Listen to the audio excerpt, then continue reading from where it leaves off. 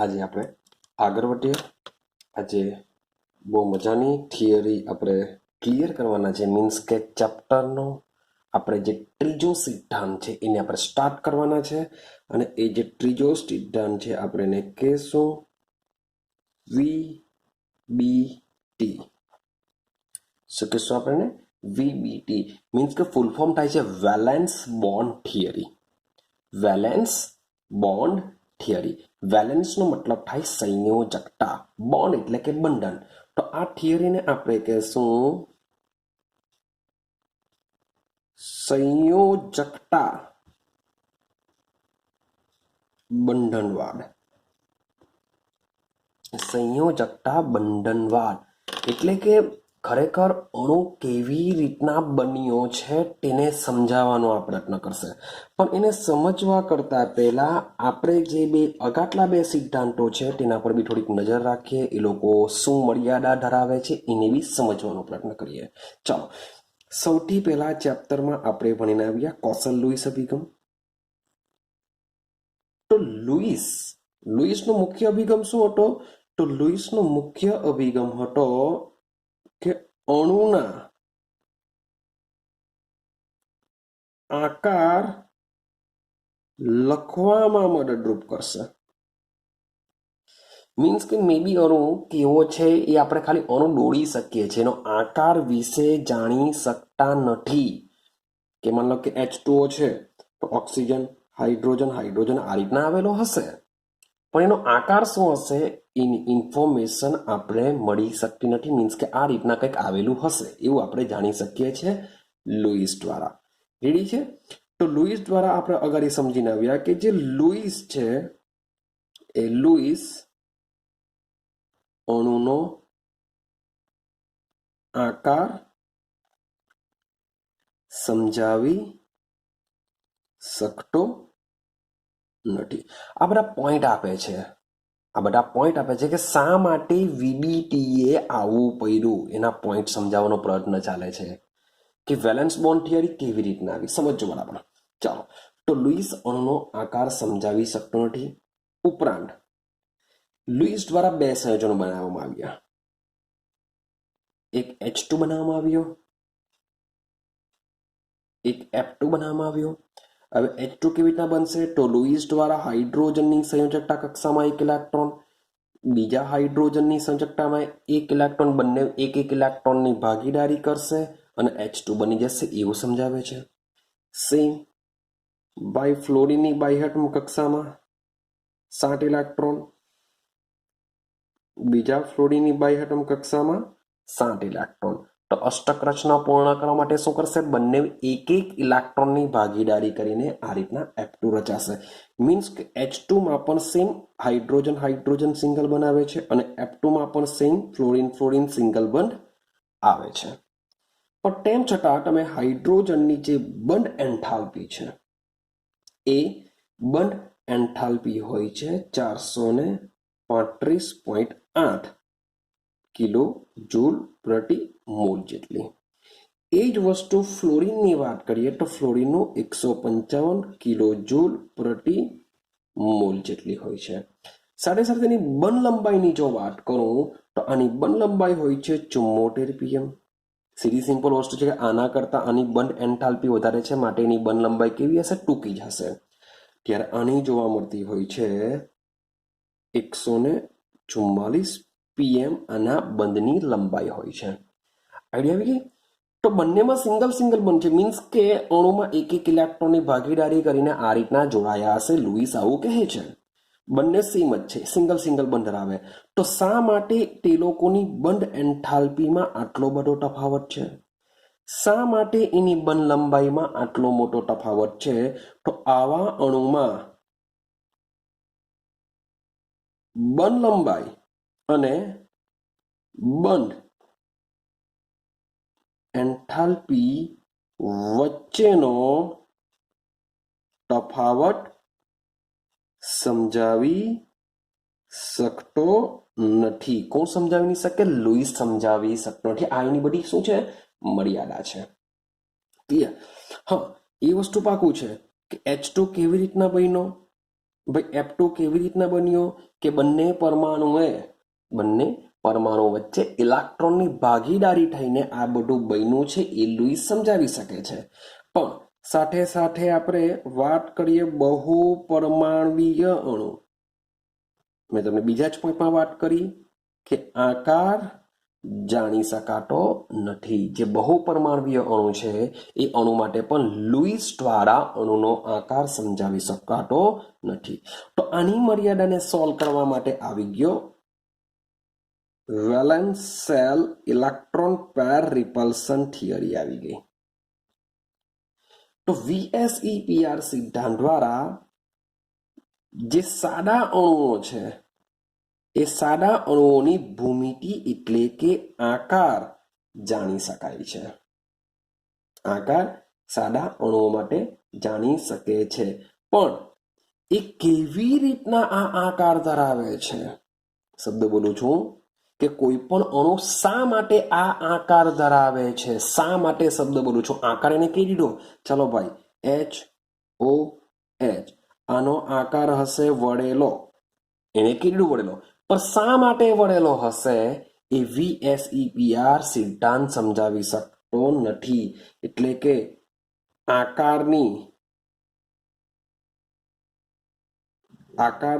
લખીએ આપણે. આકારને સૈદ્ધાંતિક રીતે સમજાવી શકતો નથી. કંઈક ઉતરે છે દિમાગમાં?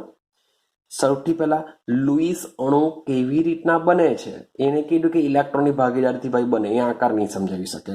તો અણુના આકાર માટે કોણ આવી ગયો? VSEPR સિદ્ધાંત આવી ગયો કે જેણે ભૂમિતિ તો આપી દીધી, એટલે કે આકાર આપી દીધો, પણ એ આકાર કેવી રીતના આવ્યો છે? ભાઈ નાની પાનું હમણાં પણ H2O નો આકાર વળેલો જ છે, પરંતુ એ શા માટે આવો આકાર ધરાવે છે તે સમજાવી શકતો નથી. ક્લિયર છે? તો આ વસ્તુ મીન્સ કે કોઈ પણ અણુની ભૂમિતિ એટલે કે આકારને સિદ્ધાંતિક રીતે સમજાવવા માટે આવી ગયો વેલેન્સ બોન્ડ થિયરી આવી ગયો. ક્લિયર છે? તો આ બંને મર્યાદાઓને પાર કરવા માટે કોણ આવ્યો? વેલેન્સ બોન્ડ થિયરી આવી. અને આ જે વેલેન્સ બોન્ડ થિયરી છે એ થિયરી બે અગત્યના સિદ્ધાંતો ધરાવે છે. અને આ બંને સિદ્ધાંતો રચાયેલા છે ક્વોન્ટમ યાંત્રિક સિદ્ધાંતો પર રચાયેલા છે. ક્લિયર છે? મીન્સ કે અણુનો આકાર કેવી રીતના રચાયો છે એને સિદ્ધાંત દ્વારા સમજાવવા માટે વેલેન્સ બોન્ડ થિયરી આવશે, જે બે અગત્યના સિદ્ધાંતો ધરાવે છે. શું ધરાવે છે? Sorry for that. અહીંયા આપણે VBD છોડી દઈએ. તો આ વસ્તુને સમજવા માટે બે અગત્યના સિદ્ધાંતો છે જે ક્વોન્ટમ યાંત્રિક સિદ્ધાંતો પર રચાયેલા છે. આ જે બે અગત્યના સિદ્ધાંતો છે એ અગત્યના સિદ્ધાંતોમાં એક આવે છે સંયોજકતા બંધનવાદ, જેને આપણે VBT કહીએ છીએ, અને બીજો આવે છે આણ્વીય કક્ષકવાદ, જેને આપણે MOT કહીએ છીએ. તો મીન્સ કે આપણે ચેપ્ટરના એન્ડિંગ તરફ જવા લાગ્યા. હવે આપણે આ બંને સિદ્ધાંતો દ્વારા અણુનો આકાર કેવી રીતના રચાય છે એને આપણે સમજવાનો પ્રયત્ન કરીશું. ક્લિયર છે? તો વારાફરથી મીન્સ કે પહેલા આપણે VBT કમ્પ્લીટ કરીએ. VBT કમ્પ્લીટ કર્યા બાદ હવે પછી જશું આપણે MOT ની ઉપર. ચાલો તો વાત કરીએ. આપણે ટોપિકની શરૂઆત કરી દઈએ. આપણા ટોપિક છે આપણો સંયોજકતા બંધન વાદ. ચાલો તો જેને આપણે શોર્ટ એન્ડ સિમ્પલ કહેશું VBT, વેલેન્સ બોન્ડ થિયરી કહેશું.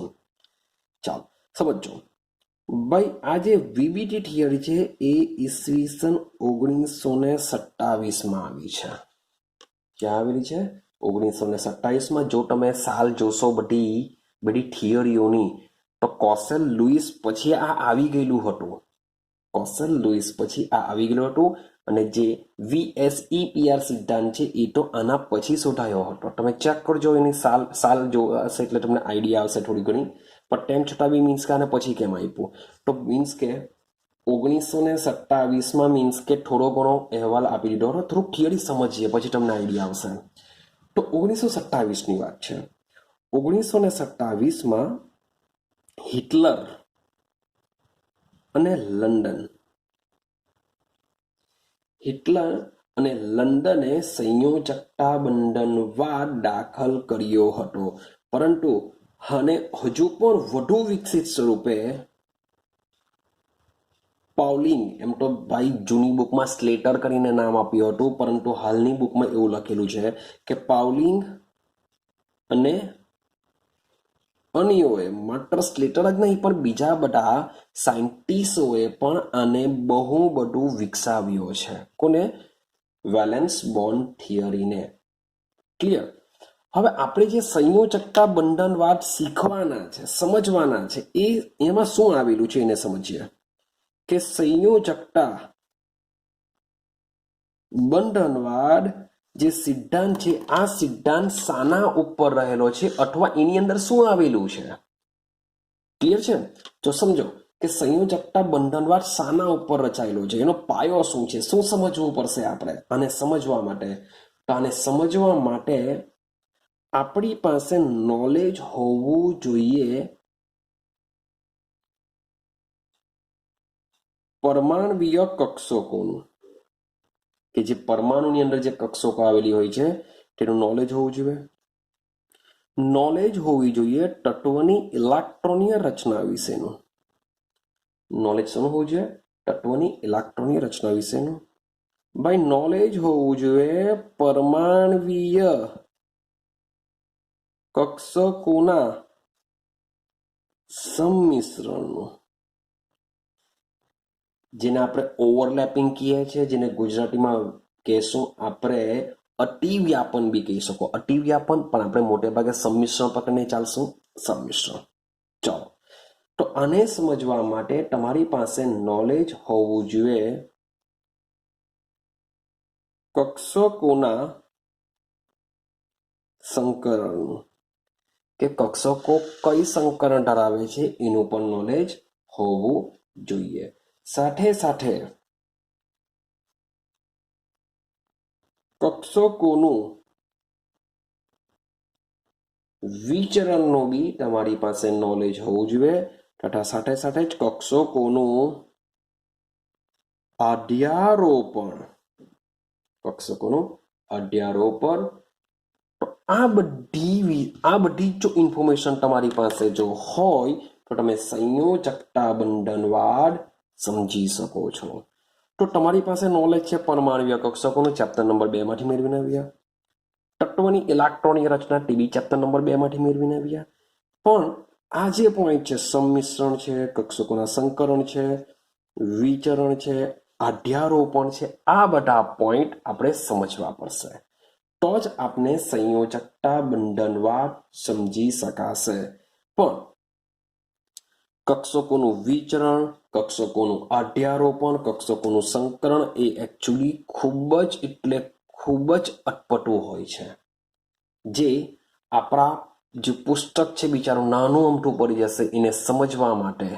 એટલે કે સમજો કે આપણી જે બુક છે એટલી જ બુક આ લોકોની હોઈ શકે. તો એ બધું જો આપણે ભણવા જઈએ તો બિચારા બીજા ચેપ્ટર રહી જશે ને આપણે આ જ ભણ્યા કરશું.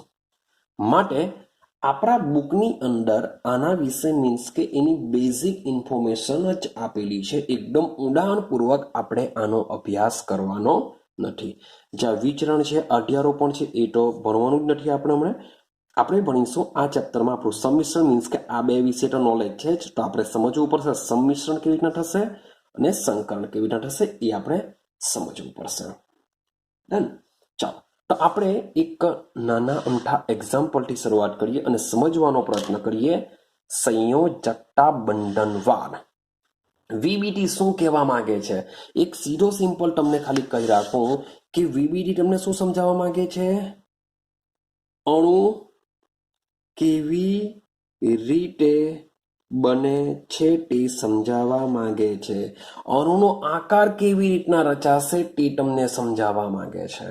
બસ વીબીટી આ જ કહેશે કે અણુ કેવી રીતના બન્યો છે. આકાર બી છોડી દો, આકાર એકચ્યુઅલી લખેલું છે આગળ કે આકારની સૈદ્ધાંતિક રીતે સમજવા માટે આ ઇમ્પોર્ટન્ટ છે, પણ હું તમને કહું છું કે મેઇન છે અણુ કેવી રીતના બન્યો છે તેને સમજાવશે. તો આપણે એક મસ્ત મજાના એક્ઝામ્પલ લઈને સમજવાનો પ્રયત્ન કરીએ. એકદમ સિમ્પલ એક્ઝામ્પલ લઈએ. ચાલો સમજો. માન લો કે મારી પાસે 2 હાઇડ્રોજન છે. સાદામાં સાદો પરમાણુ એટલે કોણ? હાઇડ્રોજન. મારી પાસે 2 હાઇડ્રોજન પરમાણુ છે. માન લો કે હું દોરી દઉં છું. એકચ્યુઅલી આટલા બધા મોટા હોતા નથી, પણ હું મોટા દોરું છું. ઝૂમ કરેલા છે એવું સમજીને ચાલજો. બંને અલગ અલગ દર્શાવીએ આપણે. ચાલો ઓકે. તો મારી પાસે આ શું હશે? પ્લસ હશે. આ બી પ્લસ હશે. એની બહાર શું કોણ ગરબા રમતું હશે? ઇલેક્ટ્રોન ગરબા રમતો હશે. ક્લિયર? આ રીતના હશે.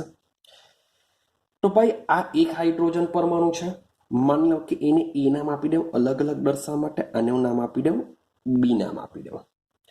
તો આ જે હાઇડ્રોજન પરમાણુ છે એનું જે કેન્દ્ર એટલે કે ન્યુક્લિયસ છે, એ ન્યુક્લિયસને દર્શાવવા માટે હું એને શબ્દ વાપરા. એને શું કહેવાનું? એને કહેવા. અને આ જે બીજો પરમાણુ છે એનું જે ન્યુક્લિયસ છે એને દર્શાવવા માટે હું એનબી શબ્દ વાપરા. એટલે કે 2 હાઇડ્રોજન પરમાણુ એ અને 2 કે જેમના ન્યુક્લિયસ અનુક્રમે Na તથા Nb, ભાઈ ઇલેક્ટ્રોન બી આવેલો છે, તો ઇલેક્ટ્રોનને દર્શાવવા માટે હું એ સંજ્ઞા મૂકા અને આના ઇલેક્ટ્રોનને દર્શાવવા માટે હું ઈબી સંજ્ઞા વાપરા. ચાલો આટલું ક્લિયર થઈ ગયું. મારી પાસે 2 હાઇડ્રોજન પરમાણુ છે. એ હાઇડ્રોજન પરમાણુમાં ન્યુક્લિયસ છે એને બી દર્શાવ્યો, બહાર ઇલેક્ટ્રોન છે એને પણ મેં દર્શાવ્યા, એને બંનેને દર્શાવ્યા. હવે સમજો કે આ 2 પરમાણુઓ જ્યારે એકબીજાથી દૂર હોય, કારણ કે મારે જે બી વાત કરવી છે, મારે H2 અણુ કેવી રીતના બને છે એ મારે સમજવું છે. તો આ લોકો બનશે ક્યારે? તો ભાઈ નજીક આવવું પડે. શું કરવું પડશે? નજીક. 2 આત્મા એક સાથે જોડાઈને એક જિસ્મ, 2 જાન બની જશે, કપલ બની જશે, ગર્લફ્રેન્ડ બોયફ્રેન્ડ બની જશે, એવું કંઈક થશે એમાં પણ. તો મીન્સ કે શું કરવું પડશે ભાઈ? કોઈ બી કંઈ મીન્સ કે કોઈ છોકરી ગમતી હોય તો આપણે એની નજીક જઈએ છીએ, નજીક જે વાતચીત કરીએ છીએ તો ભાઈ ગર્લફ્રેન્ડ બોયફ્રેન્ડ બનશે. તો ભાઈ એટ્રેક્શન થશે. એટ્રેક્શન ક્યારે થશે? બહુ ભાઈ છોકરી બહુ દૂર હોય, આપણને દેખાડી બી નથી તો એટ્રેક્શન કાઢી દેવાનું ભાઈ. નજીક આવશે તો એટ્રેક્શન થશે. તો અહીંયા પણ શું થશે? જ્યારે આ 2 પરમાણુ એકબીજાથી કેવા હોય? દૂર હશે. જ્યારે એકબીજાથી દૂર હોય ત્યારે તેમની વચ્ચે પારસ્પરિક ક્રિયા થવાની નથી. જ્યારે 2 પરમાણુ એકબીજાથી દૂર હોય છે ત્યારે તેમની વચ્ચે પારસ્પરિક ક્રિયા થતી નથી. પરંતુ આ 2 પરમાણુ, શબ્દ બોલું છું, જેમ જેમ નજીક આવતા જાય, ભાઈ 100%ની વાત છે. શું ચાલુ થશે હવે? કંઈ ને કંઈ નવા જૂની થવાનું, કારણ કે એકબીજાની નજીક આવે છે. તો ભાઈ એકબીજાની જેમ જેમ નજીક આવતા જશે તેમ તેમની વચ્ચે શું થશે? પારસ્પરિક ક્રિયા થશે. હવે ભાઈ ગર્લફ્રેન્ડ બોયફ્રેન્ડની વાત ચાલે છે, મીન્સ કે એકબીજાની નજીક આવ્યા, થોડુંક એટ્રેક્શન થયું, તો ભાઈ લડાઈ ઝઘડા બી થશે, સાથે સાથે પ્યાર પણ થશે. લડાઈ ઝઘડા બી થવાના, સાથે સાથે પ્યાર પણ થશે. તો કેવા લડાઈ ઝઘડા થશે? શું થશે? કેવી રીતના પ્યાર થશે? તો એને આપણે આમાં સમજવાનો પ્રયત્ન કરીએ કે શું થશે. આ જે પારસ્પરિક ક્રિયાઓ છે એને આપણે સમજવાનો પ્રયત્ન કરીએ.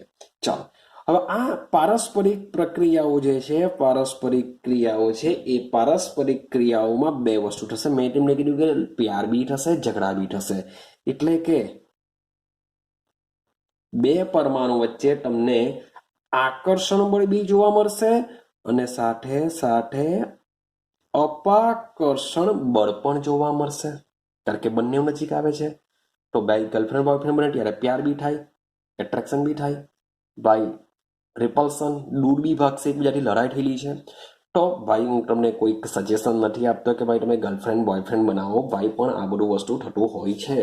યાદ રાખજો, હું તમને કોઈ બી સીડી નથી આપતો, નિસરડી નથી આપતો કે ભાઈ તમે ચડી જાઓ. રેડી? તો ભાઈ એ બધું બહુ પરવાની વાત નહીં કરવાની, આપણે સીધા ફોકસ કેમેસ્ટ્રીમાં રાખીએ. પેલામાં બહુ કેમેસ્ટ્રીમાં પરવાનું નહીં, આપણે આપણી કેમેસ્ટ્રીમાં રહેવાનું. તો જ્યારે બે પરમાણુ એકબીજાની દૂર હોય છે કોઈ પ્રોબ્લેમ નથી, એ લોકો એની મેરે જિંદગી જીવે છે. પણ જ્યારે બે પરમાણુ એકબીજાની નજીક આવે છે ત્યારે પારસ્પરિક ક્રિયા થશે. આ પારસ્પરિક ક્રિયામાં શું થશે? આકર્ષણ બળ અને અપાકર્ષણ બળ કામ કરશે. તો સમજીએ કે જ્યારે બે પરમાણુ નજીક આવે છે ત્યારે કયા આકર્ષણ બળ કયા અપાકર્ષણ બળ લાગે છે એને આપણે સમજવાનો પ્રયત્ન કરીએ. તો બે પરમાણુ વચ્ચે શું આકર્ષણ બળ લાગે છે, શું અપાકર્ષણ બળ લાગે છે એને સમજીએ. ચાલો, તો સૌથી પહેલા સમજવાનો પ્રયત્ન કરીએ આકર્ષણ બળ. ચાલો, કે જ્યારે બે પરમાણુ એકબીજાની નજીક આવે છે ત્યારે કયા પ્રકારનું આકર્ષણ બળ લાગી શકે. માન લો કે મારી પાસે મેં તમને કીધેલા છે બે પરમાણુ છે. ચાલો પાછો દોડી દઉં, એકચ્યુઅલી દોડવાની જરૂર નથી, ટીચર એવી સમજવા માટે દોડી દઈએ આપણે. આ એને કેન્દ્ર છે અને એની બહાર ઈ ઇલેક્ટ્રોન છે, આ પ્લસ હોય છે. એ રીતના સેમ બીજો પરમાણુ છે, પ્લસ છે, અને આપણે બી કીધેલો છે એટલે કે એનું એનબી કેન્દ્ર હશે, જે ઇલેક્ટ્રોન છે એને આપણે ઈબી કહેશું. ક્લિયર થાય છે? ચાલો, તો સમજો કે જ્યારે બંને એકબીજાની નજીક આવશે ત્યારે આકર્ષણ શું થઈ શકે. હવે આનો પ્લસ આ ઇલેક્ટ્રોન, તો આ બે વચ્ચે શું થવાનું? એટ્રેક્શન થવાનું.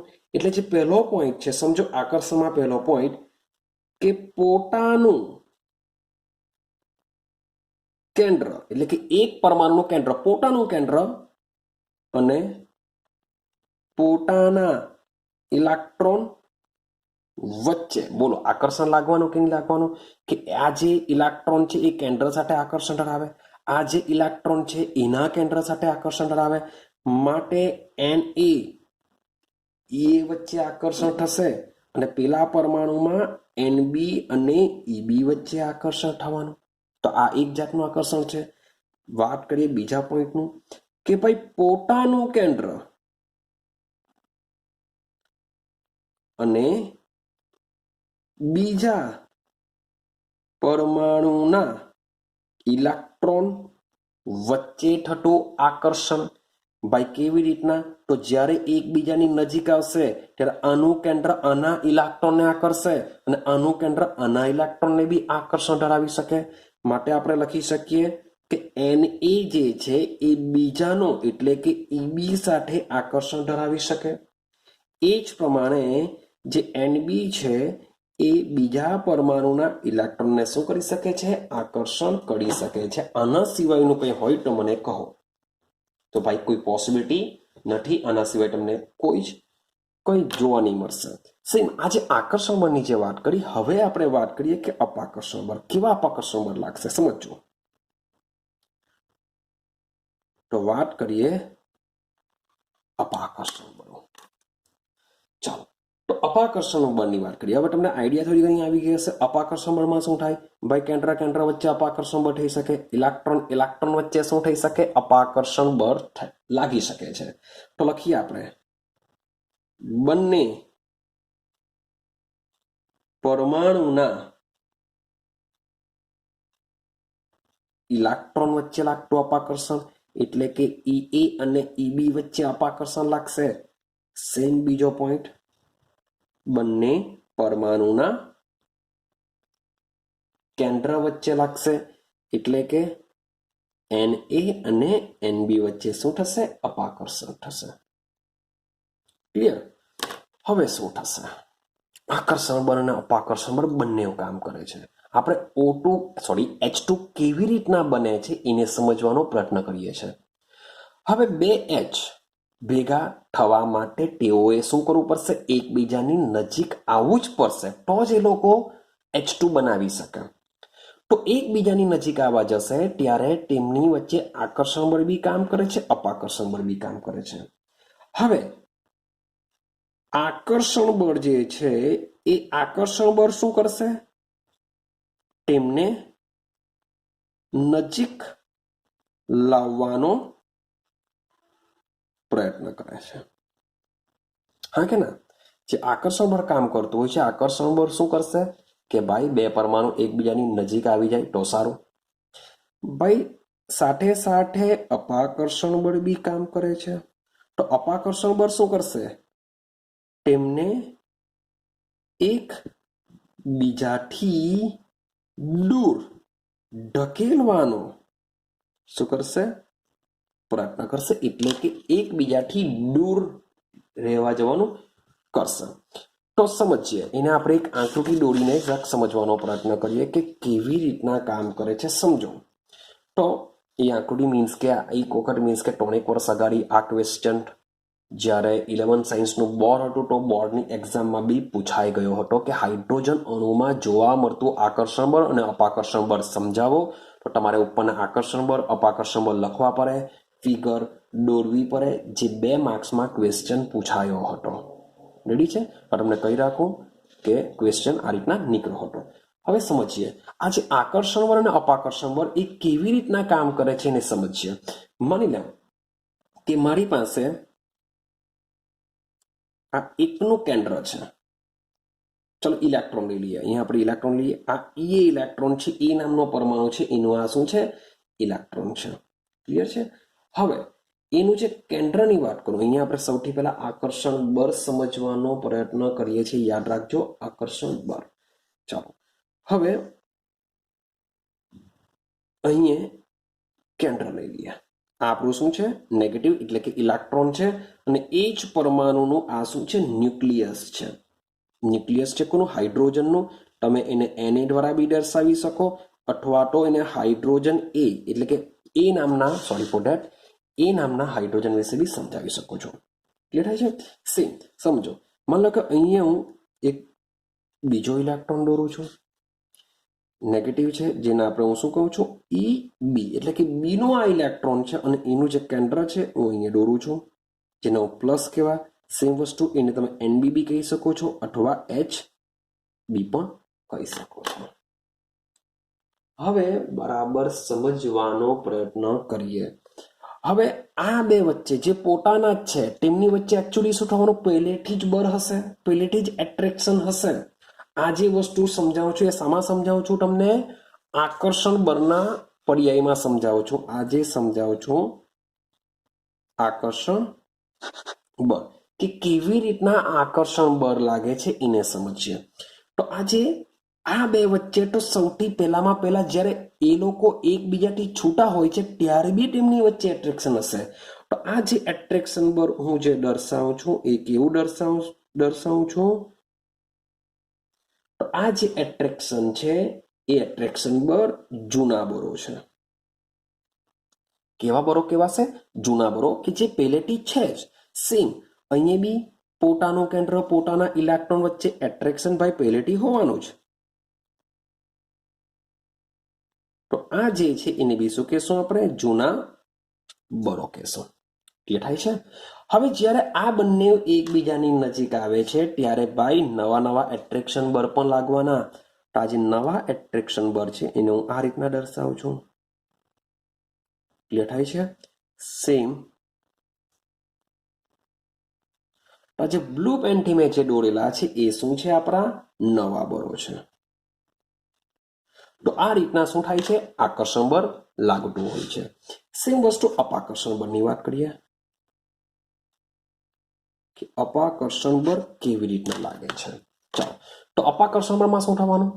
કે બંનેના કેન્દ્ર વચ્ચે થશે અને બંનેના ઇલેક્ટ્રોન વચ્ચે થશે. તો સમજો, માની લો કે આ મારી પાસે કેન્દ્ર છે પ્લસ આ Na છે, અથવા તમે લખી શકો Ha, વોટ જે લખો તે લખો, ચાલશે બંને. તો આ કેન્દ્ર છે. માન લો કે આ એક બીજા પરમાણુનું કેન્દ્ર છે જેને આપણે NB કહેવાના અથવા તમે HB પણ કહી શકો. તો ભાઈ આ બે વચ્ચે શું લાગશે? અપાકર્ષણ લાગે. અપાકર્ષણ લાગે તો આ બાજુ ભાગવાની વાત કરશે, આ બાજુ ભાગવાની વાત કરશે. આ લોકોના એરા જો દર્શાવેલા છે કે બંને શું કરશે? એકબીજાની નજીક આવવાનો પ્રયત્ન કરશે, આ બી નજીક આવવાનો પ્રયત્ન કરશે. આ લોકો ઓલરેડી છે જ, જૂનું આકર્ષણ બળ છે, નજીક આવે છે. આ લોકો શું કરશે? અપાકર્ષણને લીધે આ તરફના એરા દર્શાવવાનું રીઝન છે કે તેઓ શું કરશે? આ બાજુ દિશામાં ભાગવાની વાત કરે, આ બાજુની દિશામાં ભાગવાની વાત કરે. સેમ માન લો કે આનો જે ઇલેક્ટ્રોન છે જેને આપણે માઇનસ કહેવાના એ ઈએ છે, આનો બી એક ઇલેક્ટ્રોન હશે જે હશે ઈબી. તો આ બે વચ્ચે બી શું થશે? અપાકર્ષણ થશે. તો આ બાજુ ભાગવાની વાત કરશે, આ બાજુ ભાગવાની વાત કરશે, કારણ કે અપાકર્ષણ લાગે છે. આટલું ક્લિયર થયું? હવે થશે શું? મીન્સ કે જ્યારે બે હાઇડ્રોજન પરમાણુઓ એકબીજાની નજીક આવે છે ત્યારે આકર્ષણ બળ બી કામ કરે છે, અપાકર્ષણ બળ બી કામ કરે. આકર્ષણ બળ એકબીજાની નજીક લાવવાનો પ્રયત્ન કરે છે, સાથે સાથે અપાકર્ષણ બળ શું કરે છે? એકબીજાથી દૂર લઈ જવાનો પ્રયત્ન કરે છે. પરંતુ શબ્દો જોજો, પરંતુ પ્રયોગો દ્વારા સાબિત થયું છે કે નવા આકર્ષણ બળની માત્રા, નવા આકર્ષણ બળની માત્રા નવા અપાકર્ષણ બળ કરતા વધુ હોય છે. કોની માત્રા વધુ હોય છે? આકર્ષણ બળની માત્રા વધુ હોય છે. જો આકર્ષણ બળની માત્રા વધુ હોય તો તેઓ શું કરશે? એકબીજાની નજીક આવશે. આને લીધે તેઓ એકબીજાની શું કરશે? નજીક આવે. હવે સવાલ એવો આવે, શું નજીક જ આવ્યા કરે બંને પરમાણુ એકબીજામાં ઘૂસી જવાના? શું આ રીતે થઈ જવાનું? આ એક હાઇડ્રોજન પરમાણુ, એની ઉપર બીજો હાઇડ્રોજન પરમાણુ? ભાઈ ના, કારણ કે આકર્ષણ બળ નાની પાનું કે એકબીજાની નજીક લાવે છે, પણ જેટલું નજીક આવતા જશે એટલું પાછું અપાકર્ષણ બળ પણ કામ કરશે. તો આકર્ષણ બળની માત્રા વધારે છે માટે તેઓ એકબીજાની નજીક ગોઠવાઈ શકે છે, પરંતુ સાથે સાથે બીજું શું કામ કરે છે? અપાકર્ષણ બળ બી કામ કરે, એટલે કે બંને કામ કરશે. હવે જ્યારે એક પેલા એકદમ દૂર હતા, ભાઈ ઘટી જરાક શબ્દ સમજજો. એક પરમાણુ અહીંયા છે, એક પરમાણુ અહીંયા છે. આકર્ષણ બળ લાગવાને લીધે શું થવાનું? બંને એકબીજાની નજીક આવવાનો પ્રયત્ન કરશે. પણ જેમ જેમ મીન્સ કે પેલા ગતિમાં હોય છે, શબ્દ સમજો, જ્યારે આકર્ષણ બળ લાગતી હોય છે ત્યારે તેઓ એકબીજાની નજીક આવવામાં ગતિમાં હોય છે, પણ જેમ જેમ નજીક આવતા જશે તેમ તેમ તેઓની ગતિ ધીમી પડતી જાય. વિચારો શાને લીધે? કારણ કે કામ શું કરશે? અપાકર્ષણ બળ બી કામ કરશે. નાની પાનું આકર્ષણ બળ નજીક લાવવાનો પ્રયત્ન કરે, અપાકર્ષણ બળ દૂર કરવાનો પ્રયત્ન કરે. આકર્ષણ બળની માત્રા છે માટે નજીક તો આવશે, પણ તેઓની ગતિ ધીમે ધીમે શું થતી જાય? ઘટતી જશે. ઘટતી જાય ને એક ચોક્કસ સમય એવો આવશે કે જ્યારે આકર્ષણ બળ 100% વધારે જ છે, પણ જ્યારે અપાકર્ષણ બળ બી કામ કરશે તો એ ગમે ત્યારે કોઈ બી એક જગ્યાએ શું થશે? સ્ટોપ થઈ જશે. આ રીતના તેઓ બંને જોડાઈને તેઓ શું કરશે? એક જગ્યાએ સ્ટોપ થઈ જશે. જ્યારે આ રીતના તેઓ એકબીજાની નજીક આવે છે ત્યારે કોઈ ચોક્કસ સ્થાને તેઓની જે સ્થિતિ ઉર્જા છે એ સ્થિતિ ઉર્જા શું થઈ જશે? ઘટે છે. નજીક આવવામાં એટલે કે સ્થિતિ ઉર્જા ઘટતી જશે, એટલે કે એકબીજાની જ્યારે નજીક આવે છે ત્યારે તેઓની ગતિમાં હોય છે, ગતિમાં હોય એટલે કે તેઓની સ્થિતિ ઉર્જા શું થશે? ઘટે. હવે કોઈ એક તબક્કો એવો આવશે, બંને એકબીજાની સાથે ગતિ કરતા જાય છે, પણ એક તબક્કો એવો આવશે કે જ્યારે બંને શું કરવું પડશે? સ્ટોપ થઈ જવું પડશે, થોભી જવું પડશે. એટલે કે સ્થિતિ ઉર્જા ત્યારે શું થવાની? વધી જવાની. ને એ સ્થિતિએ તમારું જે ચોખ્ખું અથવા તો પરિણામી અથવા તો નેટ જે આકર્ષણ બળ છે અને સાથે સાથે બીજું શું કામ કરવાનું? અપાકર્ષણ બળ છે. આ બંને એકબીજાને શું કરી દેશે? સમતુલિત કરી દેશે. એટલે કે જેટલું આકર્ષણ બળ લાગે છે એટલું જ અપાકર્ષણ બળ લાગશે અને બંને પરમાણુઓ તે જગ્યાએ સ્ટોપ થઈ જશે. એટલે કે સ્ટોપ કઈ જગ્યાએ? 100% જોડાયેલા હશે તેવી જગ્યાએ જ આ લોકો સ્ટોપ થશે.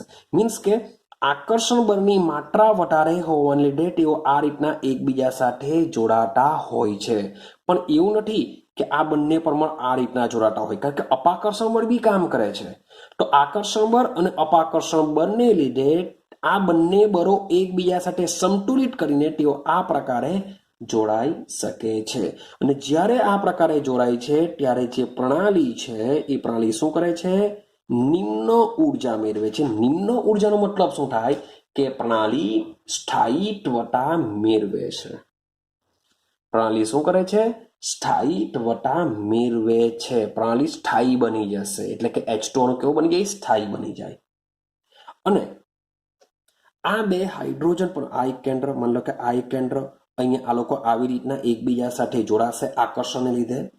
તો આ એક પરમાણુનું કેન્દ્ર બીજા પરમાણુના કેન્દ્ર વચ્ચેનું જે અંતર છે એનું અડધું મૂલ્યને આપણે એની પરમાણુ ત્રિજ્યા કહીએ છીએ, પરંતુ બે પરમાણુના કેન્દ્ર વચ્ચેના અંતરને આપણે એની શું કહીએ છીએ?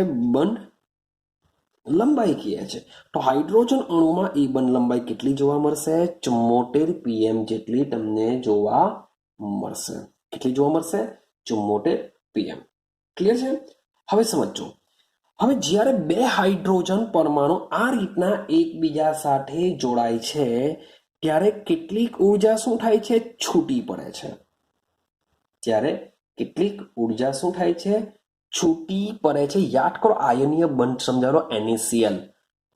NaCl તમને સમજાવો 788 જેની શું છે?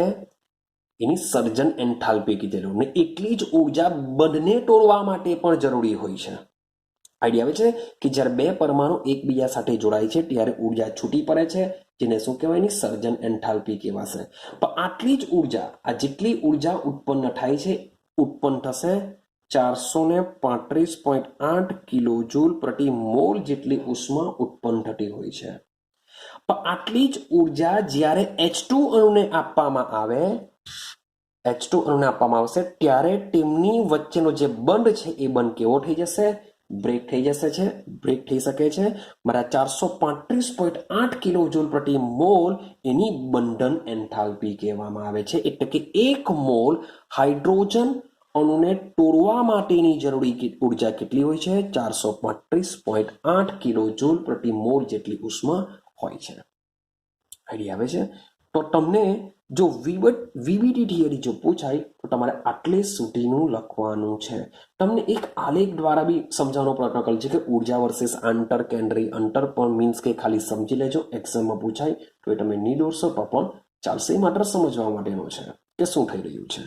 તો રાઇટિંગમાં તમારે આટલે સુધીનું વીબીટી થિયરી જો પૂછાય તો તમે દર્શાવી શકો છો. ક્લિયર થયો? હા કે ના? ચાલો હવે એની અંદર વીબીટીને હજુ વધારે સમજવા માટે એક કન્સેપ્ટ લઈએ, કક્ષકીય સંમિશ્રણ. શું સમજીએ આપણે? કક્ષકીય સંમિશ્રણને સમજવાનો પ્રયત્ન કરીએ.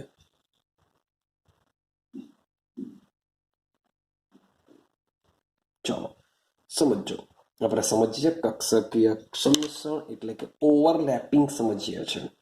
હવે આપણે હમણાં સમજીને આવ્યા કે જે હાઇડ્રોજન અણુ છે, H2 અણુ છે, એ H2 અણુની રચનામાં હાઇડ્રોજન પરમાણુ વત્તા હાઇડ્રોજન પરમાણુ હોય છે. ક્લિયર છે? તો આ બે હાઇડ્રોજન પરમાણુ શું કરશે? એકબીજાની નજીક આવે છે. આ બંને શું કરશે? એકબીજાની નજીક આવે છે. આપણે અગાડી જઈને સમજીને આવ્યા તો જ એ H2 અણુ બનશે. હવે એકબીજાની નજીક આવે છે ત્યારે તેઓની નિમ્નતમ ઉર્જા હોય છે. જ્યારે તેઓ એકબીજાની નજીક આવે છે તેઓની સ્થિતિ ઉર્જા ઘટે છે, પરંતુ જ્યારે તેઓ એકબીજાની ખૂબ જ નજીક આવી જાય ત્યારે તેઓની ઉર્જા કેવી થઈ જતી હોય છે? ખૂબ જ ઓછી થઈ જતી હોય છે. અને જ્યારે તેઓની ઉર્જા ખૂબ જ ઓછી થાય, નિમ્નતમ ઉર્જા થાય, ત્યારે સમજો વીબીટી ખરેખર શું સમજાવવા માંગે છે કે જે કક્ષકો છે એ કક્ષકો કંઈક અંશે આંતરભેદન પામે છે. સમજવાનું શું છે? કક્ષકીય મીન્સ કે વીબીટી થિયરી મીન્સ કે અણુ કેવી રીતના બને છે એ સમજાવવાનો પ્રયત્ન કર્યો કે ભાઈ બે પરમાણુ એકબીજાની નજીક આવી ગયા, આકર્ષણ બળ અપાકર્ષણ બળ આવી રીતના લાગી ગયા અને જોડાઈ જશે, એ તો છે જ.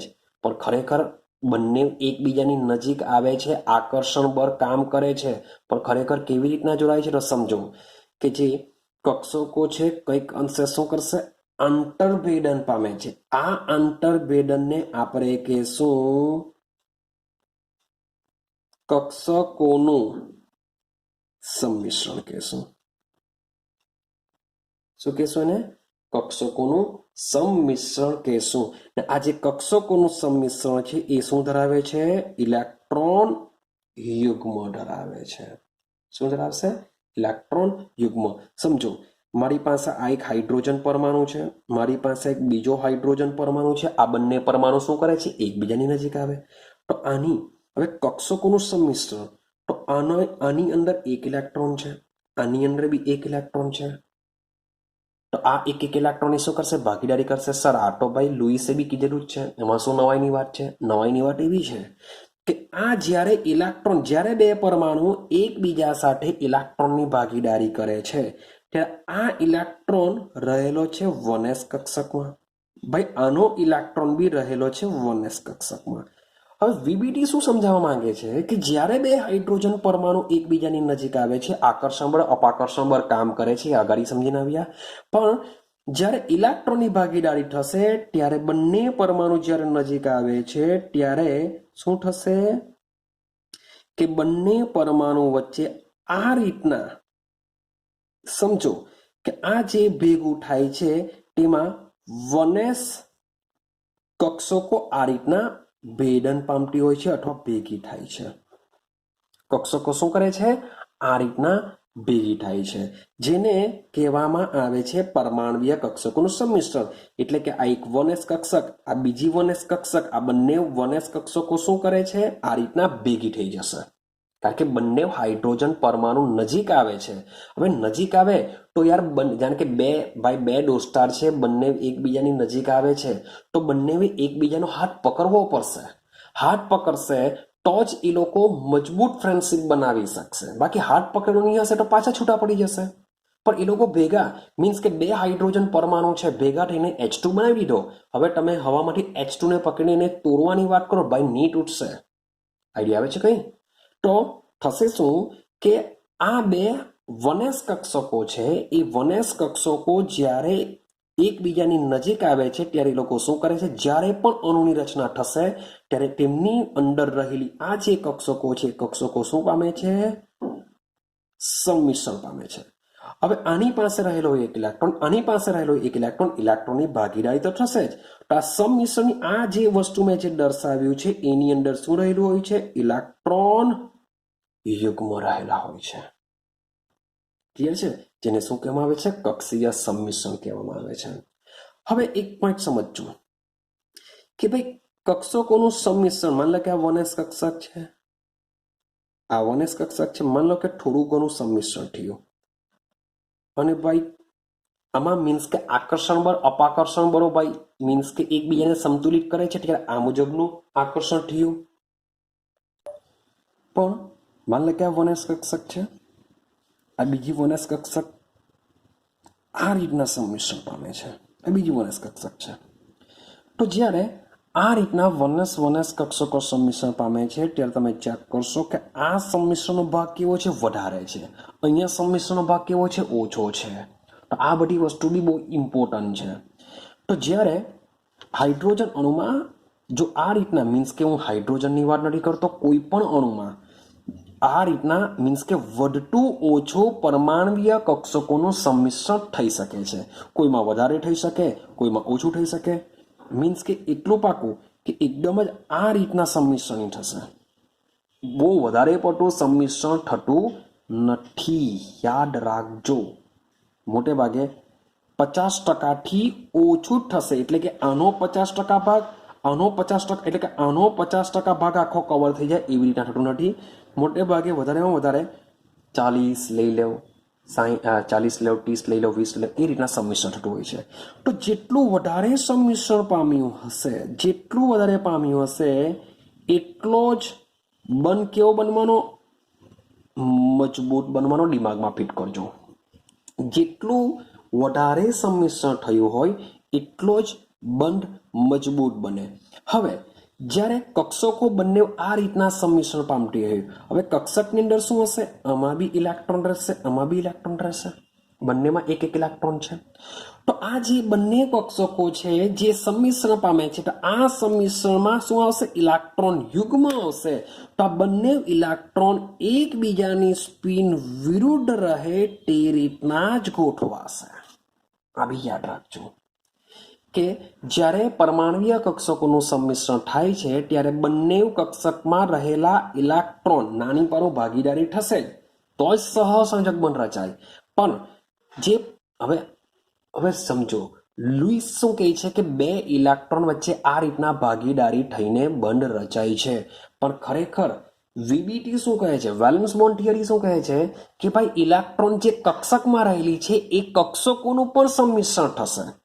કક્ષકોનું સંમિશ્રણ થાય તો જ તેમાં રહેલા ઇલેક્ટ્રોનની ભાગીદારી થાય, અને કક્ષકોનું સંમિશ્રણ જેમાં જેટલું થયેલું છે એમાં બંને ઇલેક્ટ્રોન એકબીજાની સ્પિન, એકબીજાનું ભ્રમણ વિરુદ્ધ રહે તે રીતના એની અંદર ગોઠવાયેલા હોય છે.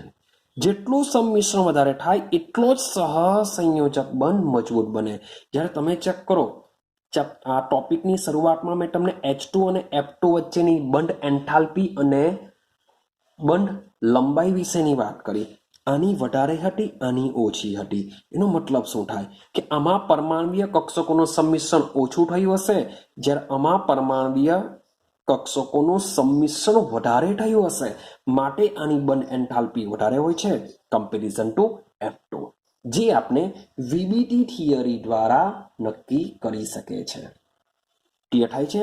કક્ષકીય સંમિશ્રણ આઈડિયા આવે છે, હા કે ના? તો હવે બીજો એક ટોપિક સમજવાનો પ્રયત્ન કરીએ કે આ જ્યારે પરમાણ્વીય કક્ષકોનું જે સંમિશ્રણ થાય છે, શું એના કોઈ પ્રકાર હોઈ શકે? આ એસ કક્ષક છે, શું કોઈ બીજી કક્ષક એકબીજા સાથે જોડાઈ શકે? તો એને સમજવાનો વાત કરીએ. તો હવે આપણે સમજવાનો પ્રયત્ન કરીએ કે આ જે કક્ષકોનું જે સંમિશ્રણ છે એના શું પ્રકાર હોઈ શકે? એને સમજીએ કે પરમાણ્વીય સંમિશ્રણ જે છે એ પરમાણ્વીય સંમિશ્રણના પ્રકારો શું હોઈ શકે કે ન હોઈ શકે, એને સમજીએ. ચાલો સમજો. હવે પરમાણ્વીય કક્ષકોનું સંમિશ્રણ, તો એના માટે બે કક્ષકોએ એકબીજાની નજીક તો આવવું જ પડશે. એ કોની હશે? બે પરમાણુની હશે ભાઈ. તો જ્યારે બે પરમાણુની આ રીતની પરમાણ્વીય કક્ષકો મીન્સ કે જેની વચ્ચે બંધ રચાવાનો હોય તેની જે સંયોજકતા કક્ષા છે એ જ ભાગ લેશે ભાઈ. અંદરની કક્ષા કંઈ સંમિશ્રણ નહીં પામે. જેમાં ઇલેક્ટ્રોન રહેલા છે એ ઇલેક્ટ્રોન જે ભાગીદારી કરવાના છે એ જ કક્ષકો શું કરશે? સંમિશ્રણ પામશે. મતલબ કે એક એક્ઝામ્પલ લઉં કે મારી પાસે માની લઉં કે છે ફ્લોરિન લઈ લઈએ. ચાલો 1s2 2s2 2px લખીએ. 2px 2py 2pz લખી દઈએ આપણે. 2py 2pz. નંબર છે 9.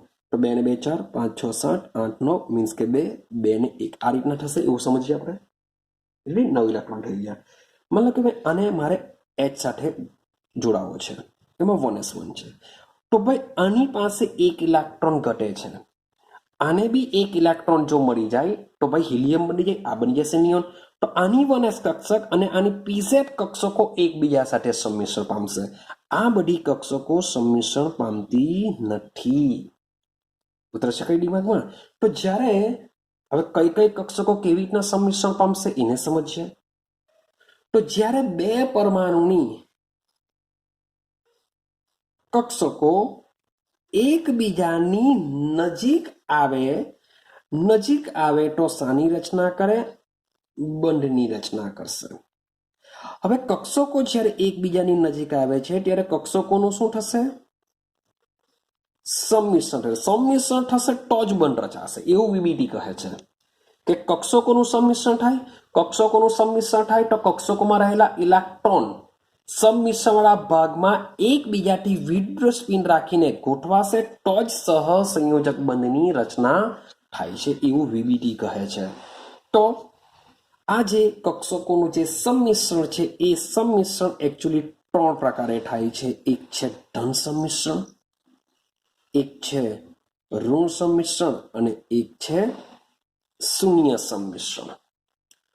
તો આ પ્રકારે સંમિશ્રણના 3 પ્રકાર પડે છે: ધન સંમિશ્રણ, ઋણ સંમિશ્રણ અને શૂન્ય સંમિશ્રણ. રેડી છે?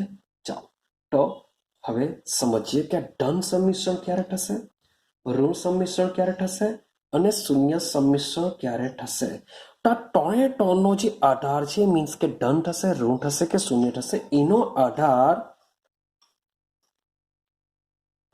અવકાશમાં કક્ષકીય તરંગ વિધેયની સંજ્ઞા ઉપર રહેલો છે.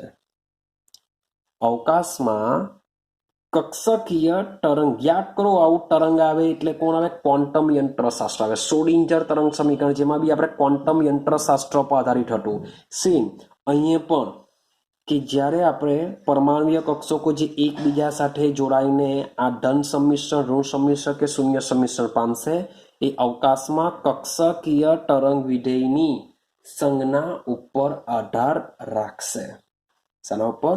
અને સાથે સાથે એની દિશા પણ બહુ કામની છે, એટલે કે યોગ્ય દિક વિન્યાસ પણ ધરાવે છે. આપણે એક મજાનો ક્વેશ્ચન દિક વિન્યાસ પરથી સમજવાના છે. એટલે કે પરમાણુય કક્ષકો કઈ દિશામાં જોડાય છે એ પણ કામનું છે, અને સાથે સાથે આ ધન, ઋણ અને શૂન્ય એ અવકાશમાં કક્ષકીય તરંગ વિધેયને આપણે સાઈથી ઓળખતા સાઈની સંજ્ઞા પરથી નક્કી કરવામાં આવશે. શેના પરથી નક્કી કરવામાં આવશે? સાઈની સંજ્ઞા પરથી નક્કી કરવામાં આવે છે. ચાલો હવે સમજો. હવે મેં તમને કીધું કે અવકાશમાં કક્ષીય તરંગ વિધેયની સંજ્ઞા. હવે આપણો જે ઇલેક્ટ્રોન છે, એ ઇલેક્ટ્રોન શું કરશે? આ રીતના તરંગ સ્વરૂપે ભાઈ ગતિ કરતો હોય. માની લો કે આ એક કોઈ આ રીતનું ધાર છે, રેડી છે? આ રીતના ગતિ કરતો હોય છે તરંગ સ્વરૂપમાં. તો આ મીન્સ કે 0 હોય છે. અહીંયાથી આ રીતના સ્ટ્રેટ લાઈન દોરીએ તો માની લો કે ઉપરનો ભાગ આ સોરી ફોર ધેટ એવું સમજો વધારે હશે, આ પ્લસ છે, આ બાજુનો નીચેનો ભાગ માઇનસ હશે. તો મીન્સ કે જે ઇલેક્ટ્રોન છે, ઇલેક્ટ્રોન તરંગના પ્લસ અને માઇનસ બંને સંકળાયેલા હોય છે, કારણ કે તરંગ વિધેયની સંજ્ઞા તરીકે આપણે સમજવાના છે. તો સમજો, બરાબર સમજવાનો પ્રયત્ન કરજો. હવે ધન સંમિશ્રણ ક્યારે કહેવાશે, ઋણ સંમિશ્રણ ક્યારે કહેવાશે, તેને આપણે સમજીએ. તો ભાઈ વાત કરીએ એસ કક્ષક વિશે, કારણ કે કક્ષકોનું સંમિશ્રણ થવાનું છે. તો વાત કરો એસ કક્ષક. તો ભાઈ એસ કક્ષક તમને આઈડિયા છે, એનો આકાર ગોળાકાર હોય છે. આ રીતના એસ કક્ષક આવેલી હોય છે. ભાઈ એ મોટે ભાગે પ્લસમાં જ હોય છે, માઇનસ જેવું એની અંદર કંઈ હોતું નથી, કારણ કે ગોળાકાર છે માટે પ્લસ. તો જ્યારે બે એસ કક્ષકો, આ એક એસ કક્ષક છે એવી જ સમજી લો કે બીજી એસ કક્ષક છે, આ બંને એસ કક્ષકો માની લો કે ગમે તે પ્રમાણમાં જોડાય. હું હમણાં એનો પ્રમાણ કેટલું હશે એની વાત નથી કરતો, ખાલી કક્ષકોનું સંમિશ્રણ સમજવાનો પ્રયત્ન કરીએ. તો જ્યારે આ પ્લસ મીન્સ કે એસ કક્ષક તો પ્લસમાં જ હોય છે. બંને એસ કક્ષક જ્યારે હંમેશા જોડાશે ત્યારે એ હંમેશા કયું સંમિશ્રણ કહેવાય? ધન સંમિશ્રણ કહેવાશે. જ્યારે પણ બે એસ કક્ષક, એ ભલે 1s હોય કે 2s હોય, 2s હોય કે 3s હોય, વોટ એવર કંઈ બી એસ હોય, બે એસ કક્ષક જોડાય તો એ હંમેશા કઈ કક્ષક હોય છે? કયું સંમિશ્રણ હોય છે? ધન સંમિશ્રણ હોય છે. રેડી? હવે વાત કરીએ પી કક્ષકમાં. ચાલો હવે માન લો કે યાદ કરો, જે પી કક્ષક છે એ એકચ્યુઅલી એક એના લોબ, આપણે એને લોબ કહીએ છીએ, એના લોબ કઈ દિશામાં પડે છે તેના પરથી એના નામ આપવામાં આવ્યા છે. એના પરથી નામ મીન્સ કે જો લોબ એના આ રીતના પડ્યા હોય તો આપણે એને પીઝેડ કહેશું. ને શું કહેશું? આપણે પીઝેડ લોબ કહેશું. જો એના લોબ સોરી આપણે નીચે ચલો જમવા તો નહીં, આ રીતના પડ્યા હોય તો આપણે એને પીએક્સ કહેશું. મીન્સ કે 3 ડાયમેન્શનમાં આ રીતના આવશે. આપણે પીઝેડ કહેશું, આ પીએક્સ કહેશું, અહીંયા આપણે એને પીવાય કહેશું. તો એના લોબ જો અહીંયા આવી રીતના પડેલા હોય તો પીઝેડ કક્ષક કહેવામાં આવે. જો આ રીતના પડેલા હોય તો પીએક્સ કક્ષક કહેવામાં આવે. અને આ રીતના જો ક્રોસમાં પડેલા હોય તો એને આપણે પીવાય કક્ષકથી ઓળખીએ છીએ. ક્લિયર થઈ ગયું? હવે સમજો કે માન લો કે હું લઈ લઉં છું પીઝેડ. પીઝેડના લોબ આ રીતના આવેલા હશે. પીઝેડના લોબ આ રીતના આવેલા હોય છે. ક્લિયર છે? આ કોણ છે આપણી? માન લો કે આ આપણી પીઝેડ છે. હવે આ પીઝેડમાં માની લઉં કે આ પ્લસ હશે, આ માઇનસ હશે, કારણ કે જે ઇલેક્ટ્રોન છે એ ઇલેક્ટ્રોન બાય જે તરંગ તરંગની રીતના ગતિ કરતો હોય તો એનો ઉપરનો અને નીચેનો છેડો મીન્સ કે પ્લસ અને માઇનસ આ રીતના ડિવાઈડ થતો હોય છે. તો કક્ષકને બી આપણે પ્લસ અને માઇનસ આ રીતના ડિવાઈડ કરીશું. તો આની સાથે એસ કક્ષક હંમેશા પ્લસમાં જ જોવા મળે. તો આ પ્લસની સાથે જો એસ કક્ષક આ પ્લસ તરીકે જો આ રીતના જોડાશે તો આ સંમિશ્રણને કયું સંમિશ્રણ કહેવાશે? ધન સંમિશ્રણ કહેવાશે. મીન્સ કે બે પ્લસ જ્યારે ભેગા થાય ત્યારે શું બનાવી દેશે? ધન સંમિશ્રણ બનાવી દેશે. શું પીઝેડ પીઝેડ ધન સંમિશ્રણ બનાવી શકે? તો ભાઈ બનાવી શકે છે. કેવી રીતના બનાવી શકે? તો સમજો કે માની લો કે મારી પાસે પીઝેડ છે, એનો પ્લસ છેડો આઈનો માઇનસ છેડો, હા કે ના? આઈનો પ્લસ આઈનો માઇનસ. પણ આ પીઝેડ ને જો આ રીતના દર્શાવું, એનો પ્લસ છેડો આઈનો માઇનસ છેડો, તો આ બંને પ્લસ છેડા ભેગા થયા માટે બી શું થઈ શકે છે? ધન સંમિશ્રણ થઈ શકે છે. ક્લિયર છે? તો આ મેં પીઝેડ ને મેં ભેગી કરી. ક્લિયર છે? હવે હું વાત કરું પીએક્સ વિશે. હવે પીએક્સ ને સમજવાનો પ્રયત્ન કરીએ. ચલો, પીએક્સ ના લોબ કેવા હોય છે? અક્ષને આ રીતના સમાંતર હોય છે. તો સમજો, સોરી ફોર ધેટ,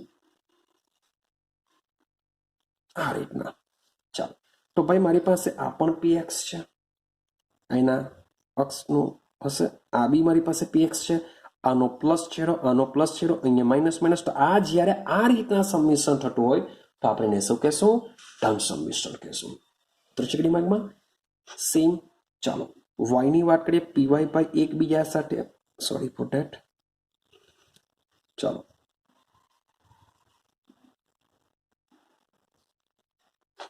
તો આપણે લઈ લઈએ પીવાય. શું છે? પીવાય કક્ષક છે.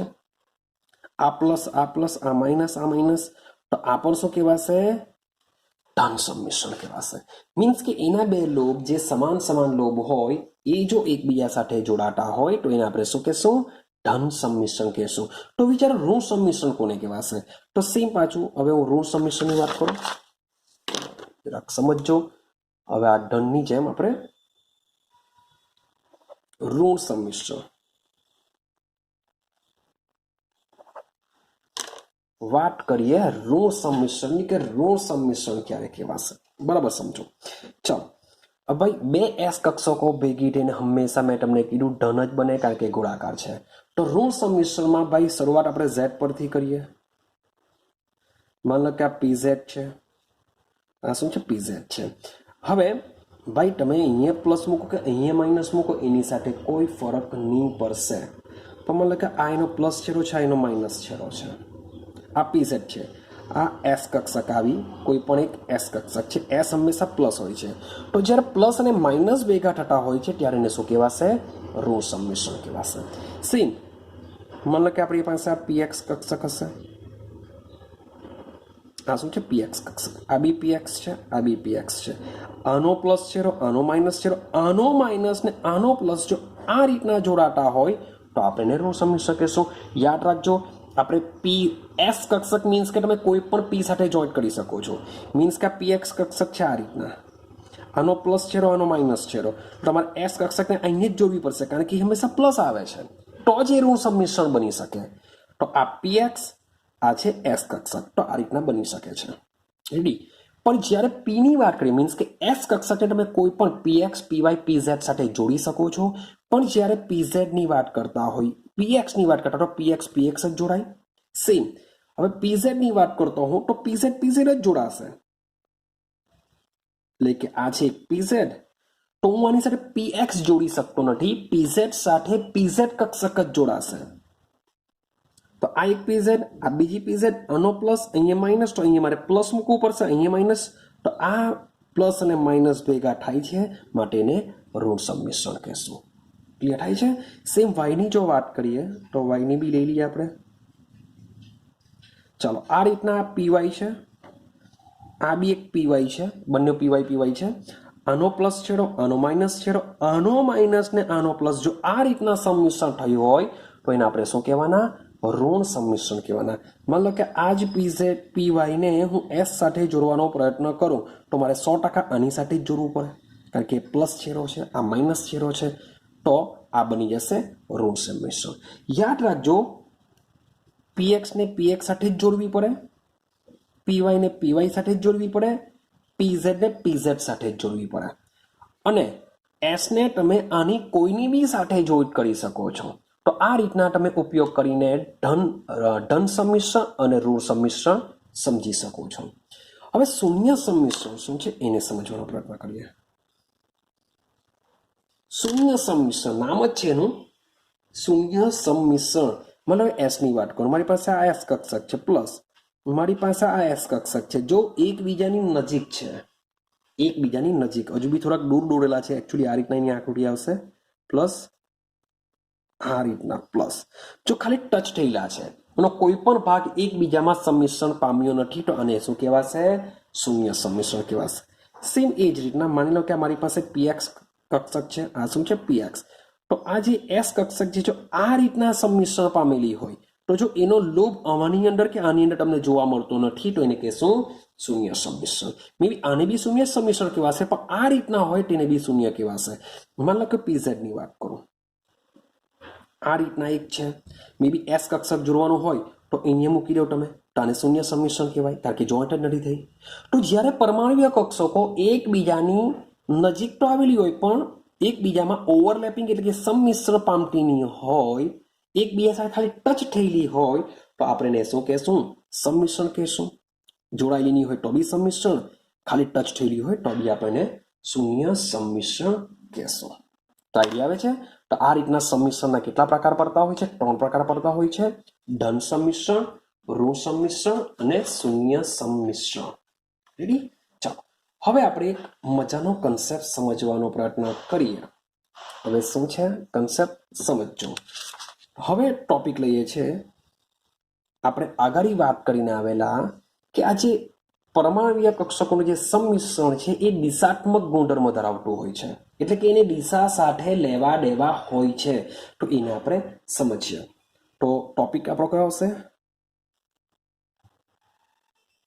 પરમાણુય કક્ષકોનું સંમિશ્રણ દિશાત્મક હોય છે, એટલે કે એને દિશા સાથે લેવા દેવા હોય છે, એને સમજવાનો પ્રયત્ન કરીએ. અથવા તો બીજી રીતના ક્વેશ્ચન પૂછાય, CH4 NH3 અને H2O અણુના સંકરણ સમાન હોવા છતાં પણ બધાના બંધકોણ જુદા જુદા હોય છે. સમજાવો. તો તમને ટોનેટોન વિશે બી કમ્પેરિઝન પૂછી શકાય, અથવા કોઈ બે પણ આપી દે, CH4 NH3 CH4 H2O કંઈ પણ આપી શકે. ક્લિયર છે? તો પરમાણુય કક્ષકોનું જે સંમિશ્રણ છે એ દિશાત્મક ગુણધર્મ ધરાવે છે, એ તમારે સમજવાનું છે. બંધકોણની જગ્યાએ બીજો એક શબ્દ આપી શકે, આકાર જુદા, કારણ કે બંધકોણ જુદા જુદા હોય તો આકાર જુદા જુદા હોવાના 100%ની વાત છે. કારણ કે આકારનો આધાર શાના પર રહેલો છે? બંધકોણ ઉપર રહેલો છે. તો બંધકોણ જુદા જુદા તો આકાર પર કેવા હશે? જુદા જુદા હશે. તો આ રીતના ક્વેશ્ચન નીકળી શકે છે. સૌથી પહેલા તમને આકાર કહી દઉં કે કોના શું આકાર છે. તો ભાઈ વાત કરો CH4 નું સંકરણ હોય છે sp3 અને એનો આકાર હોય છે સમચતુષ્ફલકીય. એ કેવી રીતના સમચતુષ્ફલકીય હોય છે એના માટે વેઇટ એન્ડ વોચ કરો, કારણ કે આ જ ચેપ્ટરમાં આપણે સંકરણનો ટોપિક બી ભણવાના છે, જે તમને પરથી આઈડિયા આવી જશે કે પછી તમને કોઈ પણ અણુ હોય, કોઈ પણ અણુ કયું સંકરણ ધરાવે છે એ તમને ઇઝીલી ખબર પડી જશે. એના માટે આપણે એક સિસ્ટમ સમજાવવાના છે જે તમને JEE નીટ માટે પણ કામ લાગી શકે છે. ચાલો, તો CH4 શું છે? sp3 સંકરણ. આ sp3 શું છે એને બી આપણે સંકરણમાં હજુ પણ ડિટેલમાં સમજવાનો પ્રયત્ન કરીશું. ચાલો, સેમ NH3, જે NH3 નો અણુ છે એ NH3 નો અણુ બી શું છે? sp3 સંકરણ ધરાવે છે, પણ એનો જે આકાર છે એ સમચતુષ્ફલકીય હોતો નથી. એની જગ્યાએ એનો આકાર હોય છે પિરામિડલ. એનો આકાર કયો છે? પિરામિડલ હોય છે. સેમ એ જ રીતના H2O ની વાત કરું તો H2O નો સંકરણ હોય છે sp3, પણ એનો જે આકાર હોય છે વળેલો અથવા બેન્ટ. વળેલો અઠવા એને બેન્ટ કહે છે, બેન્ટ અથવા તો વળેલો આકાર હોય છે. તો મીન્સ કે શા માટે આવું કે એ લોકોની સંકરણ સમાન છે પણ તેઓના આકાર જુદા જુદા છે. એની હવે આપણે સંમિશ્રણના આધારે સમજવાનો પ્રયત્ન કરીશું. સંમિશ્રણને આધારે ત્રણેના આકાર જુદા જુદા છે એ આપણે ખબર પડશે. સૌથી પહેલા વાત કરીએ મિથેન. ચાલો મિથેનની વાત કરીએ. હવે મિથેનમાં મેઇન આપણો સેન્ટર પર પરમાણુ છે કાર્બન. શું છે? કાર્બન. ને કાર્બનની શબ્દ બોલું છું ધરા અવસ્થા અથવા તો ભૂમિ અવસ્થામાં ઇલેક્ટ્રોનિક કોન્ફિગરેશન લખું. ભાઈ ઝેડ બરાબર કેટલા હોય છે કાર્બન માટે? 6 માટે 1s2 2s2 1s2 2s2 અને 2px 2py 2pz તરીકે દર્શાવવા તો 2 ને 2 4, 1 ઇલેક્ટ્રોન અહીંયા હશે, 1 ઇલેક્ટ્રોન અહીંયા હશે એટલે 2 ને 2 4 ને 2 6 થઈ ગયા 6. અહીંયા કઈ નથી તો અહીંયા શું હશે? 0 ઇલેક્ટ્રોન લખી દઈએ આપણે. તો કાર્બનની ભૂમિ અવસ્થામાં આ રીતની ઇલેક્ટ્રોનીય રચના હોય છે. પણ જ્યારે કાર્બન જ્યારે અન્ય કોઈ સાથે એની નજીક આવે છે જોડાવા માટે ત્યારે એને એનર્જી પ્રાપ્ત થતી હોય છે ને એ એનર્જી દ્વારા શબ્દ સમજો, એ એનર્જી દ્વારા હવે શબ્દ સમજો કે કાર્બન સાથે 4 હાઇડ્રોજન છે. કાર્બન સાથે 4 હાઇડ્રોજન. તો જો થોડુંક વિચારીએ તો ભાઈ જોવા જાય તો ખરેખર કાર્બન આની પાસે એક ઇલેક્ટ્રોન છે તો આ લોકો સાથે જ ભાગીદારી કરી શકે ને ખરેખર કાર્બનની બાહ્યતમ કક્ષામાં 4 ઇલેક્ટ્રોન હોય છે માટે એને 4 ઇલેક્ટ્રોનની રિક્વાયરમેન્ટ હોય છે ને આ તો આની પાસે તો કોઈ ઇલેક્ટ્રોન જ નથી માટે એ તો ભાગીદારી કરી જ નહીં શકે. જો આની પાસે ઇલેક્ટ્રોન ન હોય તો આ ભાગીદારી નહીં કરી શકે. આની પાસે 2 ઇલેક્ટ્રોન છે માટે આની પાસે કોઈ જગ્યા નહીં મળે તો રહ્યા તો 2 જ. તો ભાઈ કાર્બને તો ખરેખર 4 ઇલેક્ટ્રોનની રિક્વાયરમેન્ટ છે. અહીંયા તો ખાલી ભૂમિ અવસ્થામાં તો 2 જ ઇલેક્ટ્રોન સમાવી શકે એટલી જગ્યા હોય છે. માટે કાર્બન જ્યારે પણ કોઈની સાથે જોડાવાનો પ્રયત્ન કરે છે ત્યારે શું કરશે? ઉર્જા મેળવીને S2s કક્ષકનો 1 ઇલેક્ટ્રોન ક્યાં ટ્રાન્સફર કરે છે? 2pz કક્ષકમાં ટ્રાન્સફર કરે છે ને એ કાર્બનની અવસ્થાને આપણે ઉત્તેજિત અવસ્થા કહેશું. કાર્બનની એ અવસ્થાને શું કહેશું આપણે? ઉત્તેજિત અવસ્થા કહેશું. અને ઉત્તેજિત અવસ્થામાં કાર્બનની ઇલેક્ટ્રોનની રચનામાં 1s2 અહીંયાનો 1 ઇલેક્ટ્રોન 2pz માં જશે એટલે કે 2s1 2px1 2py1 2pz1 થઈ જશે. તો ઉત્તેજિત અવસ્થામાં કાર્બનની બાહ્યતમ કક્ષામાં તમે ચેક કરશો તો 4 કક્ષકમાં તમે 1 ઇલેક્ટ્રોન આ રીતના હશે. આટલું થયું. હવે સમજો મારે બનાવવો છે CH4 તો આ 4 સાથે મીન્સ કાર્બનને 4 ઇલેક્ટ્રોનની રિક્વાયરમેન્ટ છે. હાઇડ્રોજન એક જ આપી શકે તો એક હાઇડ્રોજન 1 ઇલેક્ટ્રોન આપશે. ભાઈ બીજો હાઇડ્રોજન બીજો 1 ઇલેક્ટ્રોન 2px ને આપશે. ત્રીજો હાઇડ્રોજન 2py ને 1 ઇલેક્ટ્રોન આપશે. ચોથો હાઇડ્રોજનનો 1s કક્ષક 2pz ને આપશે. તો આ રીતના 4 હાઇડ્રોજનના 4 ઇલેક્ટ્રોન આ 4 કક્ષકો સાથે શું કરશે? એકબીજાની નજીક આવશે. નજીક આવવાથી શું થશે? તેમની વચ્ચે સંમિશ્રણ થશે. હવે જે પરમાણ્વીય કક્ષકો બધા પાસે ભાઈ 1 ઇલેક્ટ્રોન છે એટલે કે પરમાણ્વીય કક્ષકોનું જો સંમિશ્રણ થશે તો આ બંને ઇલેક્ટ્રોન એકબીજાથી વિરુદ્ધ ભ્રમણ રાખીને પરમાણ્વીય કક્ષકોના સંમિશ્રણમાં ગોઠવાઈ જશે અને CH4 અણુ બની જશે.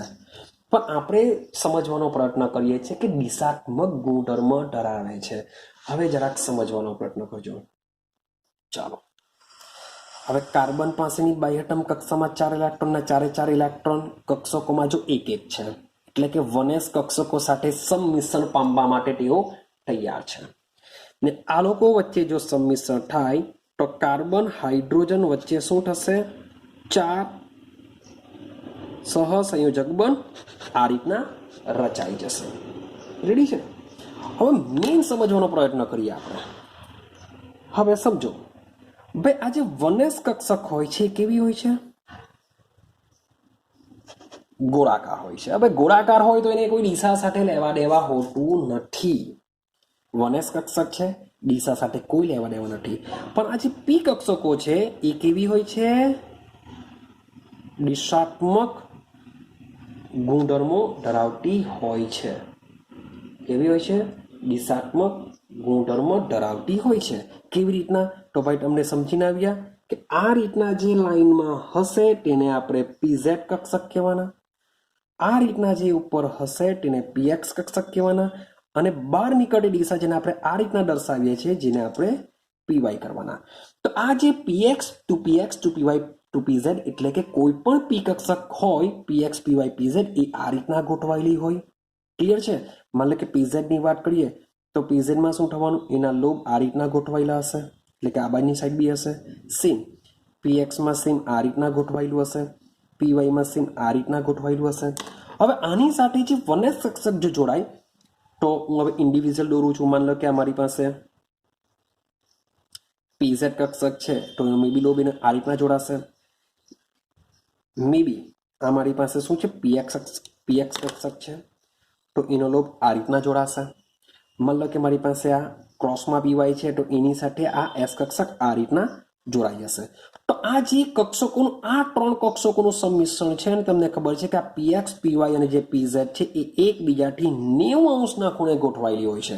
માટે આ ત્રણ કક્ષકોનું સંમિશ્રણ કયા ડિગ્રીએ થશે? 90 ડિગ્રીએ થશે. આઈડિયા આવે છે કઈ? કે આ ત્રણ પી કક્ષકો આ જે પીએક્સ આ જે ત્રણ એકબીજા સાથે સંમિશ્રણ પામશે ને જે ગોઠવાશે તે કેટલા ડિગ્રીએ ગોઠવાશે? 90 ડિગ્રીએ ગોઠવાશે. એટલે કે 90 ડિગ્રીએ દિક વિન્યાસ ધરાવશે. પણ હજુ બી એક સંકલન બાકી છે. કયું સંકલન? 1s અને 2s. હવે સમજો ભાઈ, મેં તમને કીધું કે જે CH4 છે એ સમચતુષ્ફલકીય આકાર ધરાવે અને CH4 માં ખરેખર બંધકોણ કેટલો હોય છે? 109 ડિગ્રી અને 28 મિનિટ જેટલો બંધકોણ હોય છે. કેટલો હોય છે CH4 નો બંધકોણ? 109.28. પણ નવી બુકમાં મે બી 28 મિનિટની જગ્યાએ 109.5 મિનિટ આપેલો છે. NCERT પ્રમાણે, મીન્સ કે જૂની બુકમાં 109.28 ડિગ્રી હતો, પણ હાલની નવી બુકમાં આપેલો છે 109 ડિગ્રી અને 5 મિનિટ. તો હવે આપણે નવી બુક NCERT નો ફોલો કરીશું. 109 ડિગ્રી અને 5 મિનિટનો શું હોય છે? એનો બંધકોણ હોય છે. કોનો? CH4 નો. હવે આ જે ત્રણ બંધ છે એ ત્રણ બંધ તો શું છે? એકબીજાથી 90 અંશના કોણે ગોઠવાઈ ગયા. ક્લિયર? હવે સમજો. હવે બાકી રહ્યા 1s અને બાકી રહી આ 2s. આ બંને કક્ષકો ગોળાકાર હોય છે. બંને કક્ષકો કેવી છે? ગોળાકાર હોય. હવે જો બંને કક્ષકો ગોળાકાર હોય તો એ કોઈ પણ દિશામાંથી જોઈન્ટ થઈ શકે છે. ભાઈ એનું સંમિશ્રણ આ રીતના બી થઈ શકે, એનું સંમિશ્રણ ક્રોસમાં બી થઈ શકે, એનું આ રીતના બી થાય, એનું મે બી આ રીતના, વોટ એવર ગમે તે ડિગ્રીમાં થઈ શકે છે. માટે આ જે ચોથો બંધ જે બનતો હોય છે એ દિશાત્મક ગુણધર્મો ધરાવતો નથી. જો આડી દિશાત્મક ગુણધર્મો ધરાવતો હતે તો ભાઈ એવું કહી શકતે કે CH4 ની અંદર 90 અંશનો ખૂણો આવેલો હશે. પણ છે કેટલો? 109 ડિગ્રી અને 5 મિનિટનો. મીન્સ કે જો આડી દિશાત્મક હટે તો આટલું હટે. પરંતુ એવું કહી શકાય કે ખરેખર CH4 નો જે બંધકોણ હોય છે એ 109.5 ડિગ્રી હોય છે. જો આ રીતના જો દિશાત્મક હટે તો આનો બી 90 હટે. માટે બધાનો 90 તો CH4 નો 90 હટે, પણ તેની જગ્યાએ છે 109 ડિગ્રી અને 5 મિનિટનો. માટે જે આ પરમાણવીય કક્ષકોનું જે સંમિશ્રણ છે એવું લખી શકો. જે પરમાણવીય કક્ષકોનું જે સંમિશ્રણ છે એ સંમિશ્રણ દિશાત્મક ગુણધર્મ ધરાવતું નથી. આઈડિયા આવે છે? પરમાણવીય કક્ષકોનું સંમિશ્રણ દિશાત્મક ગુણધર્મ ધરાવતું નથી. એ જ પ્રમાણે તમે એક્ઝામ્પલ લઈ શકો છો NH3 નું. એ જ પ્રમાણે એક્ઝામ્પલ શાનું લઈ શકો છો? NH3 નું લઈ શકો છો. ને એ જ પ્રમાણે સેમ H2O માટે પણ સમજાવી શકો છો. જેમાં નાઇટ્રોજનનો ઉપયોગ કરવો પડશે, આમાં ઓક્સિજનનો ઉપયોગ કરવો પડશે. અને નાઇટ્રોજનની અંદર જે એમોનિયા છે એનો બંધકોણ હોય છે 160 ડિગ્રીનો અને જે H2O છે એમાં હોય છે 104.5 ડિગ્રીનો બંધકોણ હોય છે. ખરેખર પરમાણ્વીય કક્ષકોનું સંમિશ્રણ થાય તો આપણે એવું સમજીએ કે ભાઈ 90 અંશના, બંનેમાં પણ સેમ 90 અંશના ખૂણે ગોઠવવા જોઈએ, પણ ના, એની જગ્યા 160 અને 104.5 ડિગ્રી, જેમ આપણે મિથેનમાં સમજાવ્યું તે જ પ્રમાણે તમે એમોનિયા અને H2O પણ સમજાવી શકો છો. ક્લિયર છે? તો આ રીતના તમને કોઈ પણ એક અણુ માટે તમને આ રીતના સમજાવી શકે છે કે પરમાણ્વીય કક્ષકોનું સંમિશ્રણ દિશાત્મક ગુણધર્મ ધરાવતું નથી. સમજાવો. તમે કોઈ પણ એકનો એક્ઝામ્પલ લઈને આ રીતના સમજાવી શકો છો. આઈડિયા આવે છે? તો આજે આપણે 2 પોઈન્ટ કમ્પ્લીટ કર્યા. એક તો વીબીડી થિયરી શું છે એને સમજવાનું વાત કરી. વીબીડી થિયરીની અંદર પરમાણ્વીય કક્ષકોનું સંમિશ્રણ આવે છે, તો સંમિશ્રણ સમજ્યા, સાથે સાથે એના પ્રકારો સમજ્યા, અને સાથે સાથે પરમાણ્વીય કક્ષકોનું સંમિશ્રણ દિશાત્મક ગુણધર્મ ધરાવતું નથી એને આપણે સમજ્યા. ક્લિયર થાય છે? ચાલો, હવે નેક્સ્ટ પોઈન્ટ બહુ મજાનો સમજીશું આપણે. એ છે આપણો સિગ્મા બંધ. મીન્સ કે આ રીતના જ્યારે પરમાણ્વીય કક્ષકોનું જે સંમિશ્રણ થાય છે, એ સંમિશ્રણ થવાથી કયો બંધ બને છે, કેવી રીતના બંધ બને છે તેને આપણે સમજીએ. ચાલો, હવે આજનો આપણે આ વિડીયોનો લાસ્ટ પોઈન્ટ સમજીએ કે આ જે સંમિશ્રણ થાય છે એ સંમિશ્રણને આપણે સહસંયોજક બંધના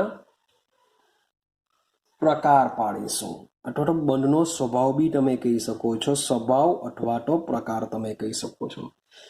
તો સંમિશ્રણના પ્રકાર તો મીન્સ કે ધન સંમિશ્રણ, ઋણ સંમિશ્રણ, શૂન્ય સંમિશ્રણ સમજીને આવ્યા. તો સંમિશ્રણ થવાથી સહસંયોજક બંધની રચના થાય. તો આ સહસંયોજક બંધ કેવો હોય છે? તો આ સહસંયોજક બંધ 2 પ્રકારના હોય છે.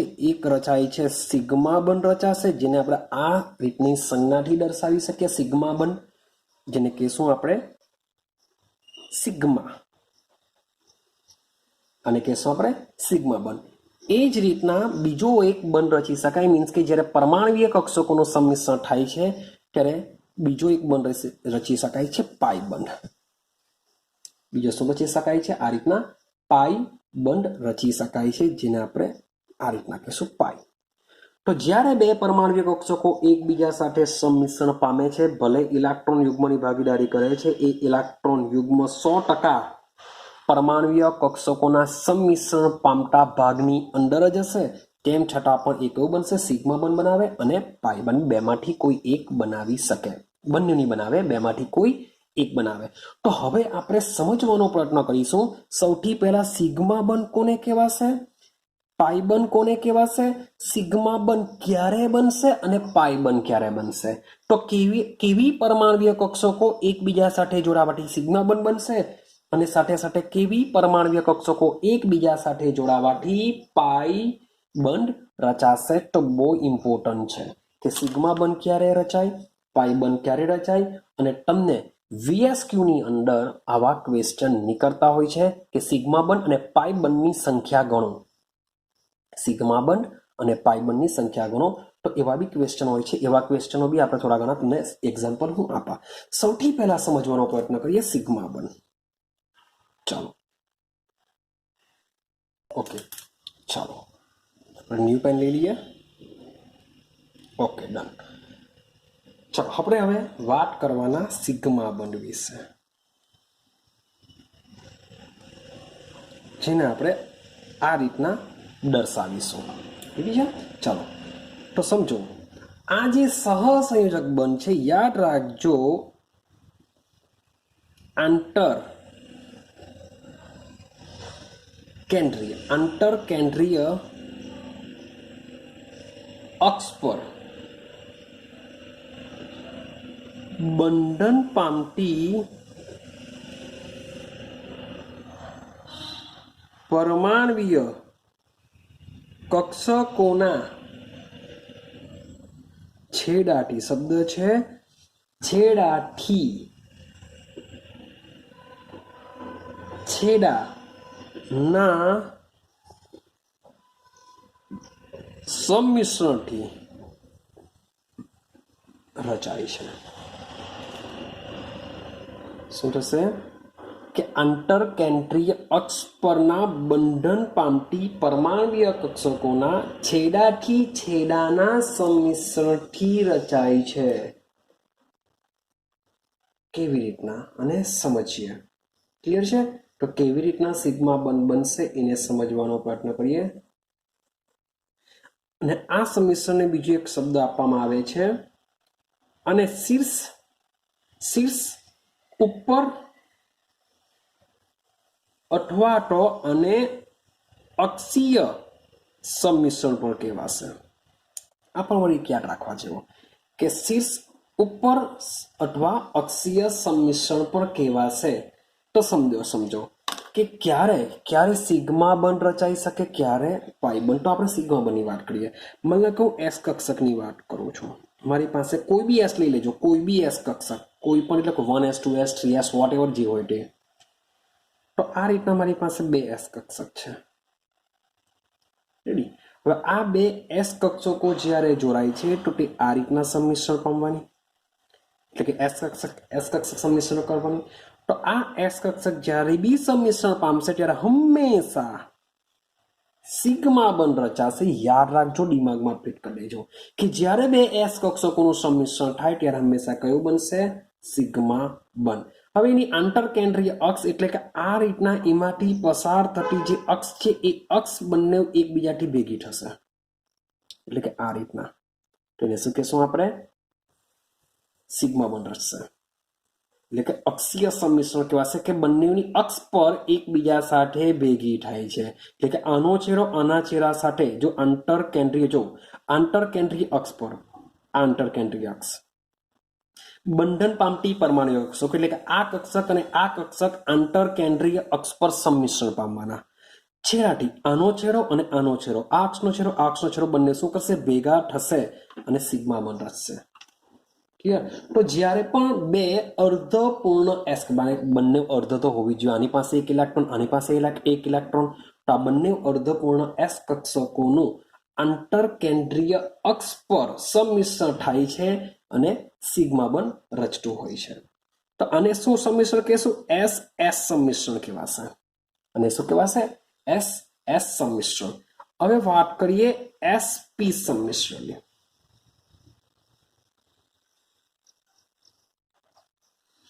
આપણે શાની વાત કરીએ? એસ પી સંમિશ્રણની વાત કરીએ. એસ પી સંમિશ્રણ ક્યારે થાય? તો સીધી સિમ્પલ વસ્તુ છે કે એક અર્ધપૂર્ણ એસ કક્ષક હશે અને એક કઈ હશે? અર્ધપૂર્ણ પી કક્ષક. એસપી છે એટલે એક અર્ધપૂર્ણ એસ કક્ષક અને એક કઈ હશે? અર્ધપૂર્ણ પી કક્ષક હશે. તો આ બે કક્ષકો એકબીજા સાથે સંમિશ્રણ પામશે. હવે કેવી રીતના સંમિશ્રણ પામે છે એ મજાનું છે. માની લો કે મારી પાસે આ છે એસ કક્ષક, રેડી છે, અને પી કક્ષકમાં હું આ લઈ લઉં છું. આ મારી પાસે છે પી કક્ષક. તો જ્યારે એસ કક્ષક અને પી કક્ષક ભેગી થાય છે ત્યારે પણ તેઓ શું કરશે? આંતરકેન્દ્રીય અક્ષ ઉપર જ સંમિશ્રણ પામશે અને કયો બંધ બનાવશે? સિગ્મા બંધ બનાવશે. કયો બંધ બનાવશે? સિગ્મા બંધ બનાવશે. ક્લિયર થાય છે?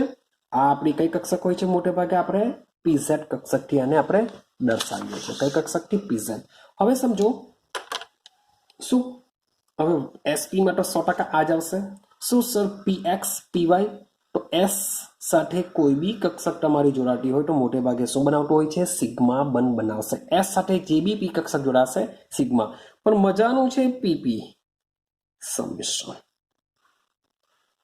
તો પી એક અર્ધપૂર્ણ પી કક્ષક બીજી અર્ધપૂર્ણ પી કક્ષક સાથે સંમિશ્રણ પામે છે ત્યારે સિગ્મા બંધ કઈ કન્ડિશનમાં રચાય?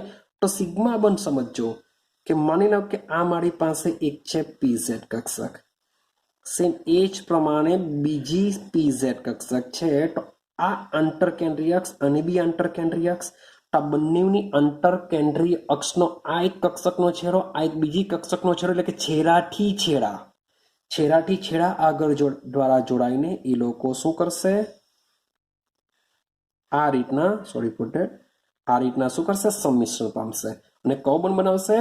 સિગ્મા બંધ બનાવશે. તો શું પીએક્સ એકબીજા સાથે જોડાશે? શું પીવાય એકબીજા સાથે જોડાશે? તો ના. સિગ્મા બંધની અંદર યાદ રાખજો કે એસ કોઈ પણ પી સાથે જોડાશે તો સિગ્મા બંધ રચાશે. સાથે સાથે એસ કક્ષક પણ જોડાઈને શું બનાવી શકે છે? સિગ્મા બંધ જોડાઈ શકે છે. તો સિગ્મા બંધની અંદર તમારે આટલું જ વસ્તુ યાદ રાખવાનું કે એસ કક્ષક આવી 100% સિગ્મા બંધ, એ ભલે પછી કોઈ બી પી હોય, પણ સિગ્મા બંધની અંદર ભાઈ પીઝેડ કક્ષકો જોડાઈને શું બનાવી દેતી હોય છે? સિગ્મા બંધ બનાવતી હોય છે. ક્લિયર થાય છે? ચાલો હવે વાત કરીએ પાઈ બંધ વિશે.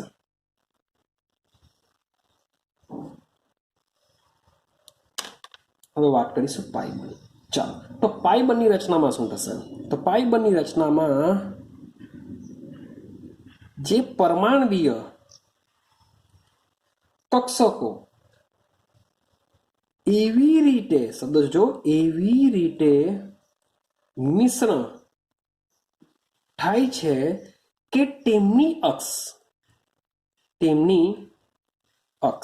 એટલે કે આ જે અક્ષ છે તેમની અક્ષ એકબીજાને સમાંતર રહે. શબ્દ બોલું છું, સમાંતર. આ આવું જ જોઈએ તો જ પાઈ બંધ રચાય. તેમની અક્ષ, જે આંતરકેન્દ્રીય અક્ષ છે, એ અક્ષ કેવી રીતે જોઈએ? એકબીજાને સમાંતર રહે. અને એકબીજાની અક્ષ એકબીજાને સમાંતર રહે અને આંતર કેન્દ્રીય અક્ષને લંબ હોય. બસ આ બે કન્ડિશન યાદ રાખવાની છે. આંતર કેન્દ્રીય અક્ષ એકબીજાને લંબ હોવી જોઈએ અને ટીમની અક્ષ એકબીજાને સમાંતર હોવી જોઈએ. તો આ રીતના પાઈ બંધ રચશે. તો આ જે પાઈ બંધ છે, આપણે જેમ શીર્ષ કહીએ છીએ, ઉપર આપણે લખીને આવ્યા કે શીર્ષ અથવા અક્ષીય સંમિશ્રણ કહે છે, સેમ એ જ રીતના આને કહેવામાં આવે છે બાજુના મિશ્રણને લીધે રચાતી કક્ષકો. બાજુના સંમિશ્રણને લીધે રચાતી કક્ષકો. ક્લિયર છે? ચાલો, તો કેવી રીતે થશે હવે બરાબર સમજવાનો પ્રયત્ન કરજો. માન લો કે હું વાત કરું છું પીએક્સ. આ જે રેડ માર્કરથી દોરું છું એ શું હોય છે? Sorry for that. જે રેડ લાઇનથી મેં દોરેલી છે એની છે આંતરકેન્દ્રીય અક્ષ છે, ને આ જે બ્લુ પેનથી દોરું છું એ છે તેમની અક્ષ. આ શું છે? આપણી પીએક્સ. સેમ એ રીતનો બીજી પીએક્સ લઈ લઉં. આ શું છે? એની અક્ષ છે, આ બી પીએક્સ જ છે, અને આ છે એના કેન્દ્રમાંથી પસારથી આંતરકેન્દ્રીય અક્ષ. હવે સમજો, તેમની અક્ષને સમાંતર, એટલે કે આ બંને એકબીજાને સમાંતર રહેવી જોઈએ અને આંતરકેન્દ્રીય અક્ષને લંબ રૂપે તેઓ એકબીજા સાથે જોડાશે. માટે આ બંને જોડાશે આ રીતના. ક્લિયર થાય છે? જેથી આ જે એની જે આંતરકેન્દ્રીય અક્ષ છે એ આંતરકેન્દ્રીય અક્ષ શું છે? એકબીજાને લંબ રહેશે અને એમની જે અક્ષ છે એ એકબીજાને સમાંતર રહેશે. તો આ રીતના જ્યારે પીએક્સ જોડાઈને મોટે ભાગે કયો બંધ રચતી હોય છે? પાઈ બંધ. હવે આ જે આંતરકેન્દ્રીય અક્ષ છે એ આંતરકેન્દ્રીય અક્ષની ઉપર અને નીચે બંને બાજુ લોબ તમને જોવા મળે છે. મીન્સ કે આ રીતના એના લોબ બની જતા હોય છે, એટલે કે ઉપર બી એક રીતના લોબ જોવા મળતા હોય છે. સેમ આ રીતના નીચે પણ તમને લોબ જેવા જોવા મળતા હોય છે, એટલે કે રકબી જેવા આકારના આ શું હોય છે? ભારિત વાદળો હોય છે. રકબી જેવા આકારના શું હોય છે? ભારિત વાદળો. સેમ એ જ રીતના માની લો કે મારી પાસે આ પીવાય કક્ષક છે. સેમ પીવાય કક્ષક છે, તો આ પીવાય કક્ષકો પણ એકબીજા સાથે આ રીતના જોડાતી હોય છે, જેમાં આંતરકેન્દ્રીય અક્ષને લંબ અને એકબીજાને સમાંતર એકબીજા સાથે સંમિશ્રણ પામતી હોય. તો આ કન્ડિશનમાં બી કયો બંધ રચાતો હોય છે? પાઈ બંધ રચાતો હોય છે. ક્લિયર થયું? ચાલો, તો આ રીતના સિગ્મા બંધ અને પાઈ બંધની રચના થતી હોય. હવે સવાલ એવો આવે કે બંને ખરેખર છે તો સહસંયોજક બંધ જ, એટલે કે સિગ્મા અને પાઈ બંનેમાં જ શું થવાની? ઇલેક્ટ્રોનની. બંનેમાં જ ઇલેક્ટ્રોનની તો શું થવાની? ભાગીદારી થવાની. હવે સવાલ એવો આવે કે કયો બંધ પ્રબળ હશે?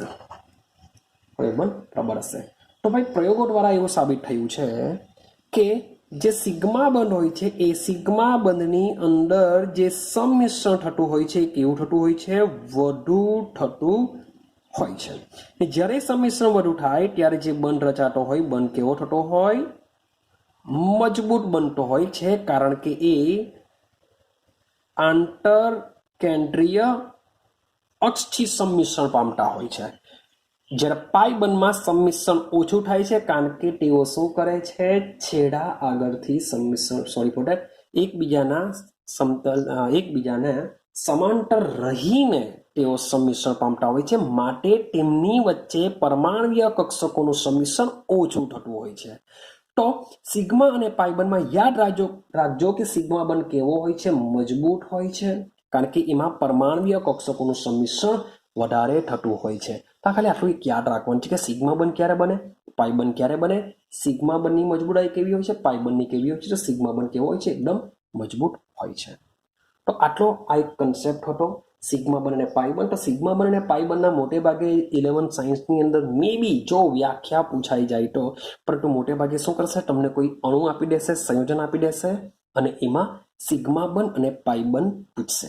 યાદ રાખજો, એક શોર્ટ એન્ડ સિમ્પલ કહું કે જ્યારે પણ એકલ બંધ હોય, એટલે કે એક જ બંધ, બે પરમાણુ વચ્ચે એક જ બંધ આવેલો હોય તો એ 100% શું હોય છે? સિગ્મા બંધ હોય છે. યાદ રાખજો. જેમ કે માની લો કે મારી પાસે HCl લેવું, તો HCl ને આપણે આ રીતના દર્શાવીએ છીએ કે H અને Cl વચ્ચે એક બંધ હોય છે, તો આ બંધ હંમેશા કયો હશે? સિગ્મા હશે. હંમેશા કયો હશે? સિગ્મા બંધ હશે. કેવી રીતના? કારણ કે હાઇડ્રોજનની 1s કક્ષક. હવે ક્લોરીનની વાત કરું તો ક્લોરીનની કઈ કક્ષક આવશે?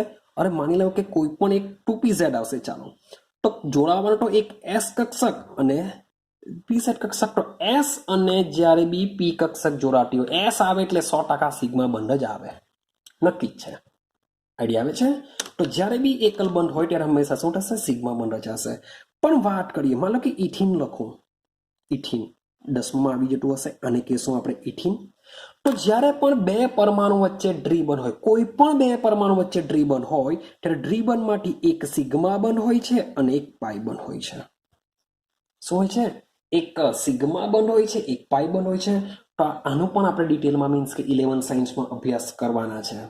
તો યાદ રાખજો આ કે ડબલ બંધ હોય તેમાંથી એક સિગ્મા હોય, એક પાઈ હોય. સેમ માન લો કે ઇથાઇન લઈ લઈએ, CH ટ્રિપલ બંધ CH અને કહેશું ઇથાઇન.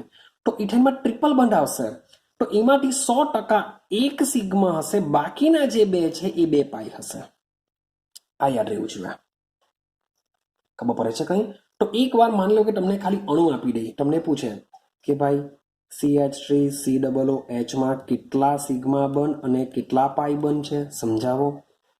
તો તમને એસિટિક એસિડનો મોલેક્યુલ લખતા આવડવું જોઈએ પહેલા, કે CHHC એકચ્યુઅલી ડબલ બંધ OH આ રીતના હોય છે. હવે તમને આ રીતના જો લખતા જ નહીં આવડે તો તમે કંઈ નહીં કરી શકો. શબ્દ ખબર પડે છે? આ રીતના જેટલા પણ પરમાણુ છે બધા વચ્ચે આ રીતના બંધ કરી દેશું. હવે જેટલા પણ સિંગલ છે, સિગ્મા સિગ્મા સિગ્મા સિગ્મા, અહીંયા ડબલ છે તેમાંથી એક સિગ્મા, એક કયો હશે? પાઈ હશે, એક સિગ્મા સિગ્મા. તો ટોટલ સિગ્મા કેટલા? 1 2 3 4 5 6 7, મીન્સ કે 7 શું હશે? સિગ્મા બંધ. એક શું હશે? પાઈ બંધ હશે. ક્લિયર છે?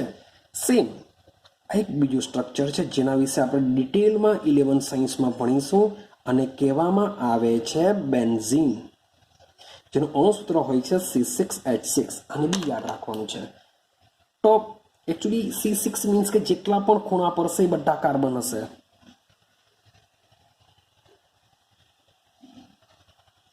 તો આ રીતના એનું સ્ટ્રક્ચર હોય છે. આની સાથે દરેક કાર્બનો પર શું હોય છે? એક એક હાઇડ્રોજન બંધ હોય છે. શું હોય છે? એક એક હાઇડ્રોજન બંધ છે. વેલેન્સી કમ્પ્લીટ કરવા માટે શું હોય છે? એકાંતરે છોડીને આ રીતના દ્વિબંધ આવેલા હોય છે. તો તમને આઈડિયા આવી ગયો હશે કે ભાઈ ડબલ બંધ કેટલા છે? 3 છે. 1 2 ને 3. ત્રણ ડબલ બંધ છે એનો મતલબ થાય કે ત્રણ પાઈ બંધ તો પાક્કા, ત્રણ પાઈ બંધ પાક્કા. પણ સિંગલ બંધની વાત કરીએ તો સિંગલ બંધ તો બહુ બધા આવવાના. 1 એક સાઈડથી ચાલુ કરું, 1 2, અહીંયા બી સિંગલ બંધ છે 1 2 3, અહીંયા ડબલ બંધ છે એટલે મારી એક સિગ્મા હશે, એક પાઈ હશે. તો પાઈ તો મેં ગણી કાઢ્યા રેડ માર્કર વાળા, તો બાકીના બધા બ્લુ વાળા સિગ્મા છે ઘણું 1 2 3 4, પછી અહીંયા 5 6 7, અહીંયા 8 9 10 11 12, તો શું હશે 12 સિગ્મા હશે. શું હશે 12 સિગ્મા હશે. એ જ રીતના એના જેવો બીજો મોલેક્યુલ આપણે આને કહીએ છીએ નેપ્થેલિન. આ બધી વસ્તુ આવશે મીન્સ કે પાછળના ચેપ્ટરની અંદર, પણ થોડીક ઇન્ફોર્મેશન આપી દઉં છું કે આ રીતના બધા ક્વેશ્ચન નીકળી શકે છે.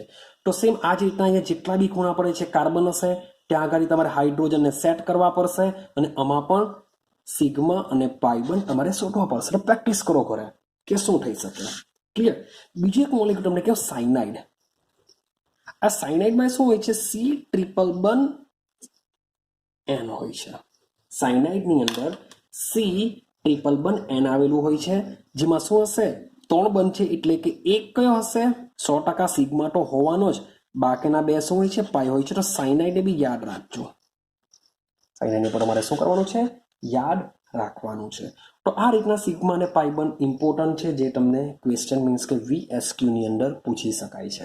તો બસ આજે મીન્સ કે ઘણો લાંબો વિડીયો થયો છે, તો મીન્સ કે બીજા બધા બહુ ટોપિક ઘણા બધા મેં લઈ લીધેલા છે. મીન્સ કે બધા ટોપિક શું છે એકબીજાને રિલેટેડ છે, માટે મેં મોટે ભાગે બધા કન્સેપ્ટને લઈ લીધેલું છે. તો નેક્સ્ટ વિડીયોની અંદર ઘણો મજાનો કન્સેપ્ટ આપણે સમજીશું સંકરણ. ને મોટે ભાગે દર એક્ઝામમાં તમારી સ્કૂલ લેવલ પર 3 એક્ઝામ લેવાતી હોય છે, પહેલી એક્ઝામ, બીજી એક્ઝામ અને છેલ્લી એક્ઝામ. તો તમે 3 એક્ઝામમાંથી કોઈ એક એક્ઝામમાં તો સંકરણનો કોઈ એક ક્વેશ્ચન હોય અને હોય જ. 3 માર્ક્સની અંદર કોઈ એક ક્વેશ્ચન પૂછતા હોય જ છે, માટે આખા વર્ષ માટે તમારે આમાંથી 3 માર્ક્સ તમને 100% મળતા હોય છે. તો હવેનો નેક્સ્ટ વિડીયો આપણો આવશે સંકરણ. સંકરણ શું છે, સંકરણ કેવી રીતના થશે, અને સંકરણના પ્રકારોને સમજવાનો પ્રયત્ન કરીશું. રેડી છે? અને પછી આપણે તમને કોઈ પણ મોલેક્યુલ આપેલો હોય તો એનું સંકરણ કેવી રીતના સમજી શકાય છે એની શોર્ટકટ પણ તમને હું આપા. તેના માટે એક આપણે અલગ વિડીયો બનાવીશું. એમાંથી કેવા VSQ પૂછાય છે સંકરણને લીધે તે બધા બી આપણે સોલ્વ કરીશું. તો આટલે સુધી આપણે અહીંયા સુધી રાખીએ છીએ આ વિડીયોને. નેક્સ્ટ વિડીયોની અંદર મજાનો કન્સેપ્ટ જે તમને 12th સાયન્સમાં પણ કામ લાગશે, આ સંકરણ માટે એને બરાબર સમજીને આપણે કરવું પડશે. તો મળીશું આપણે નેક્સ્ટ વિડીયોની અંદર.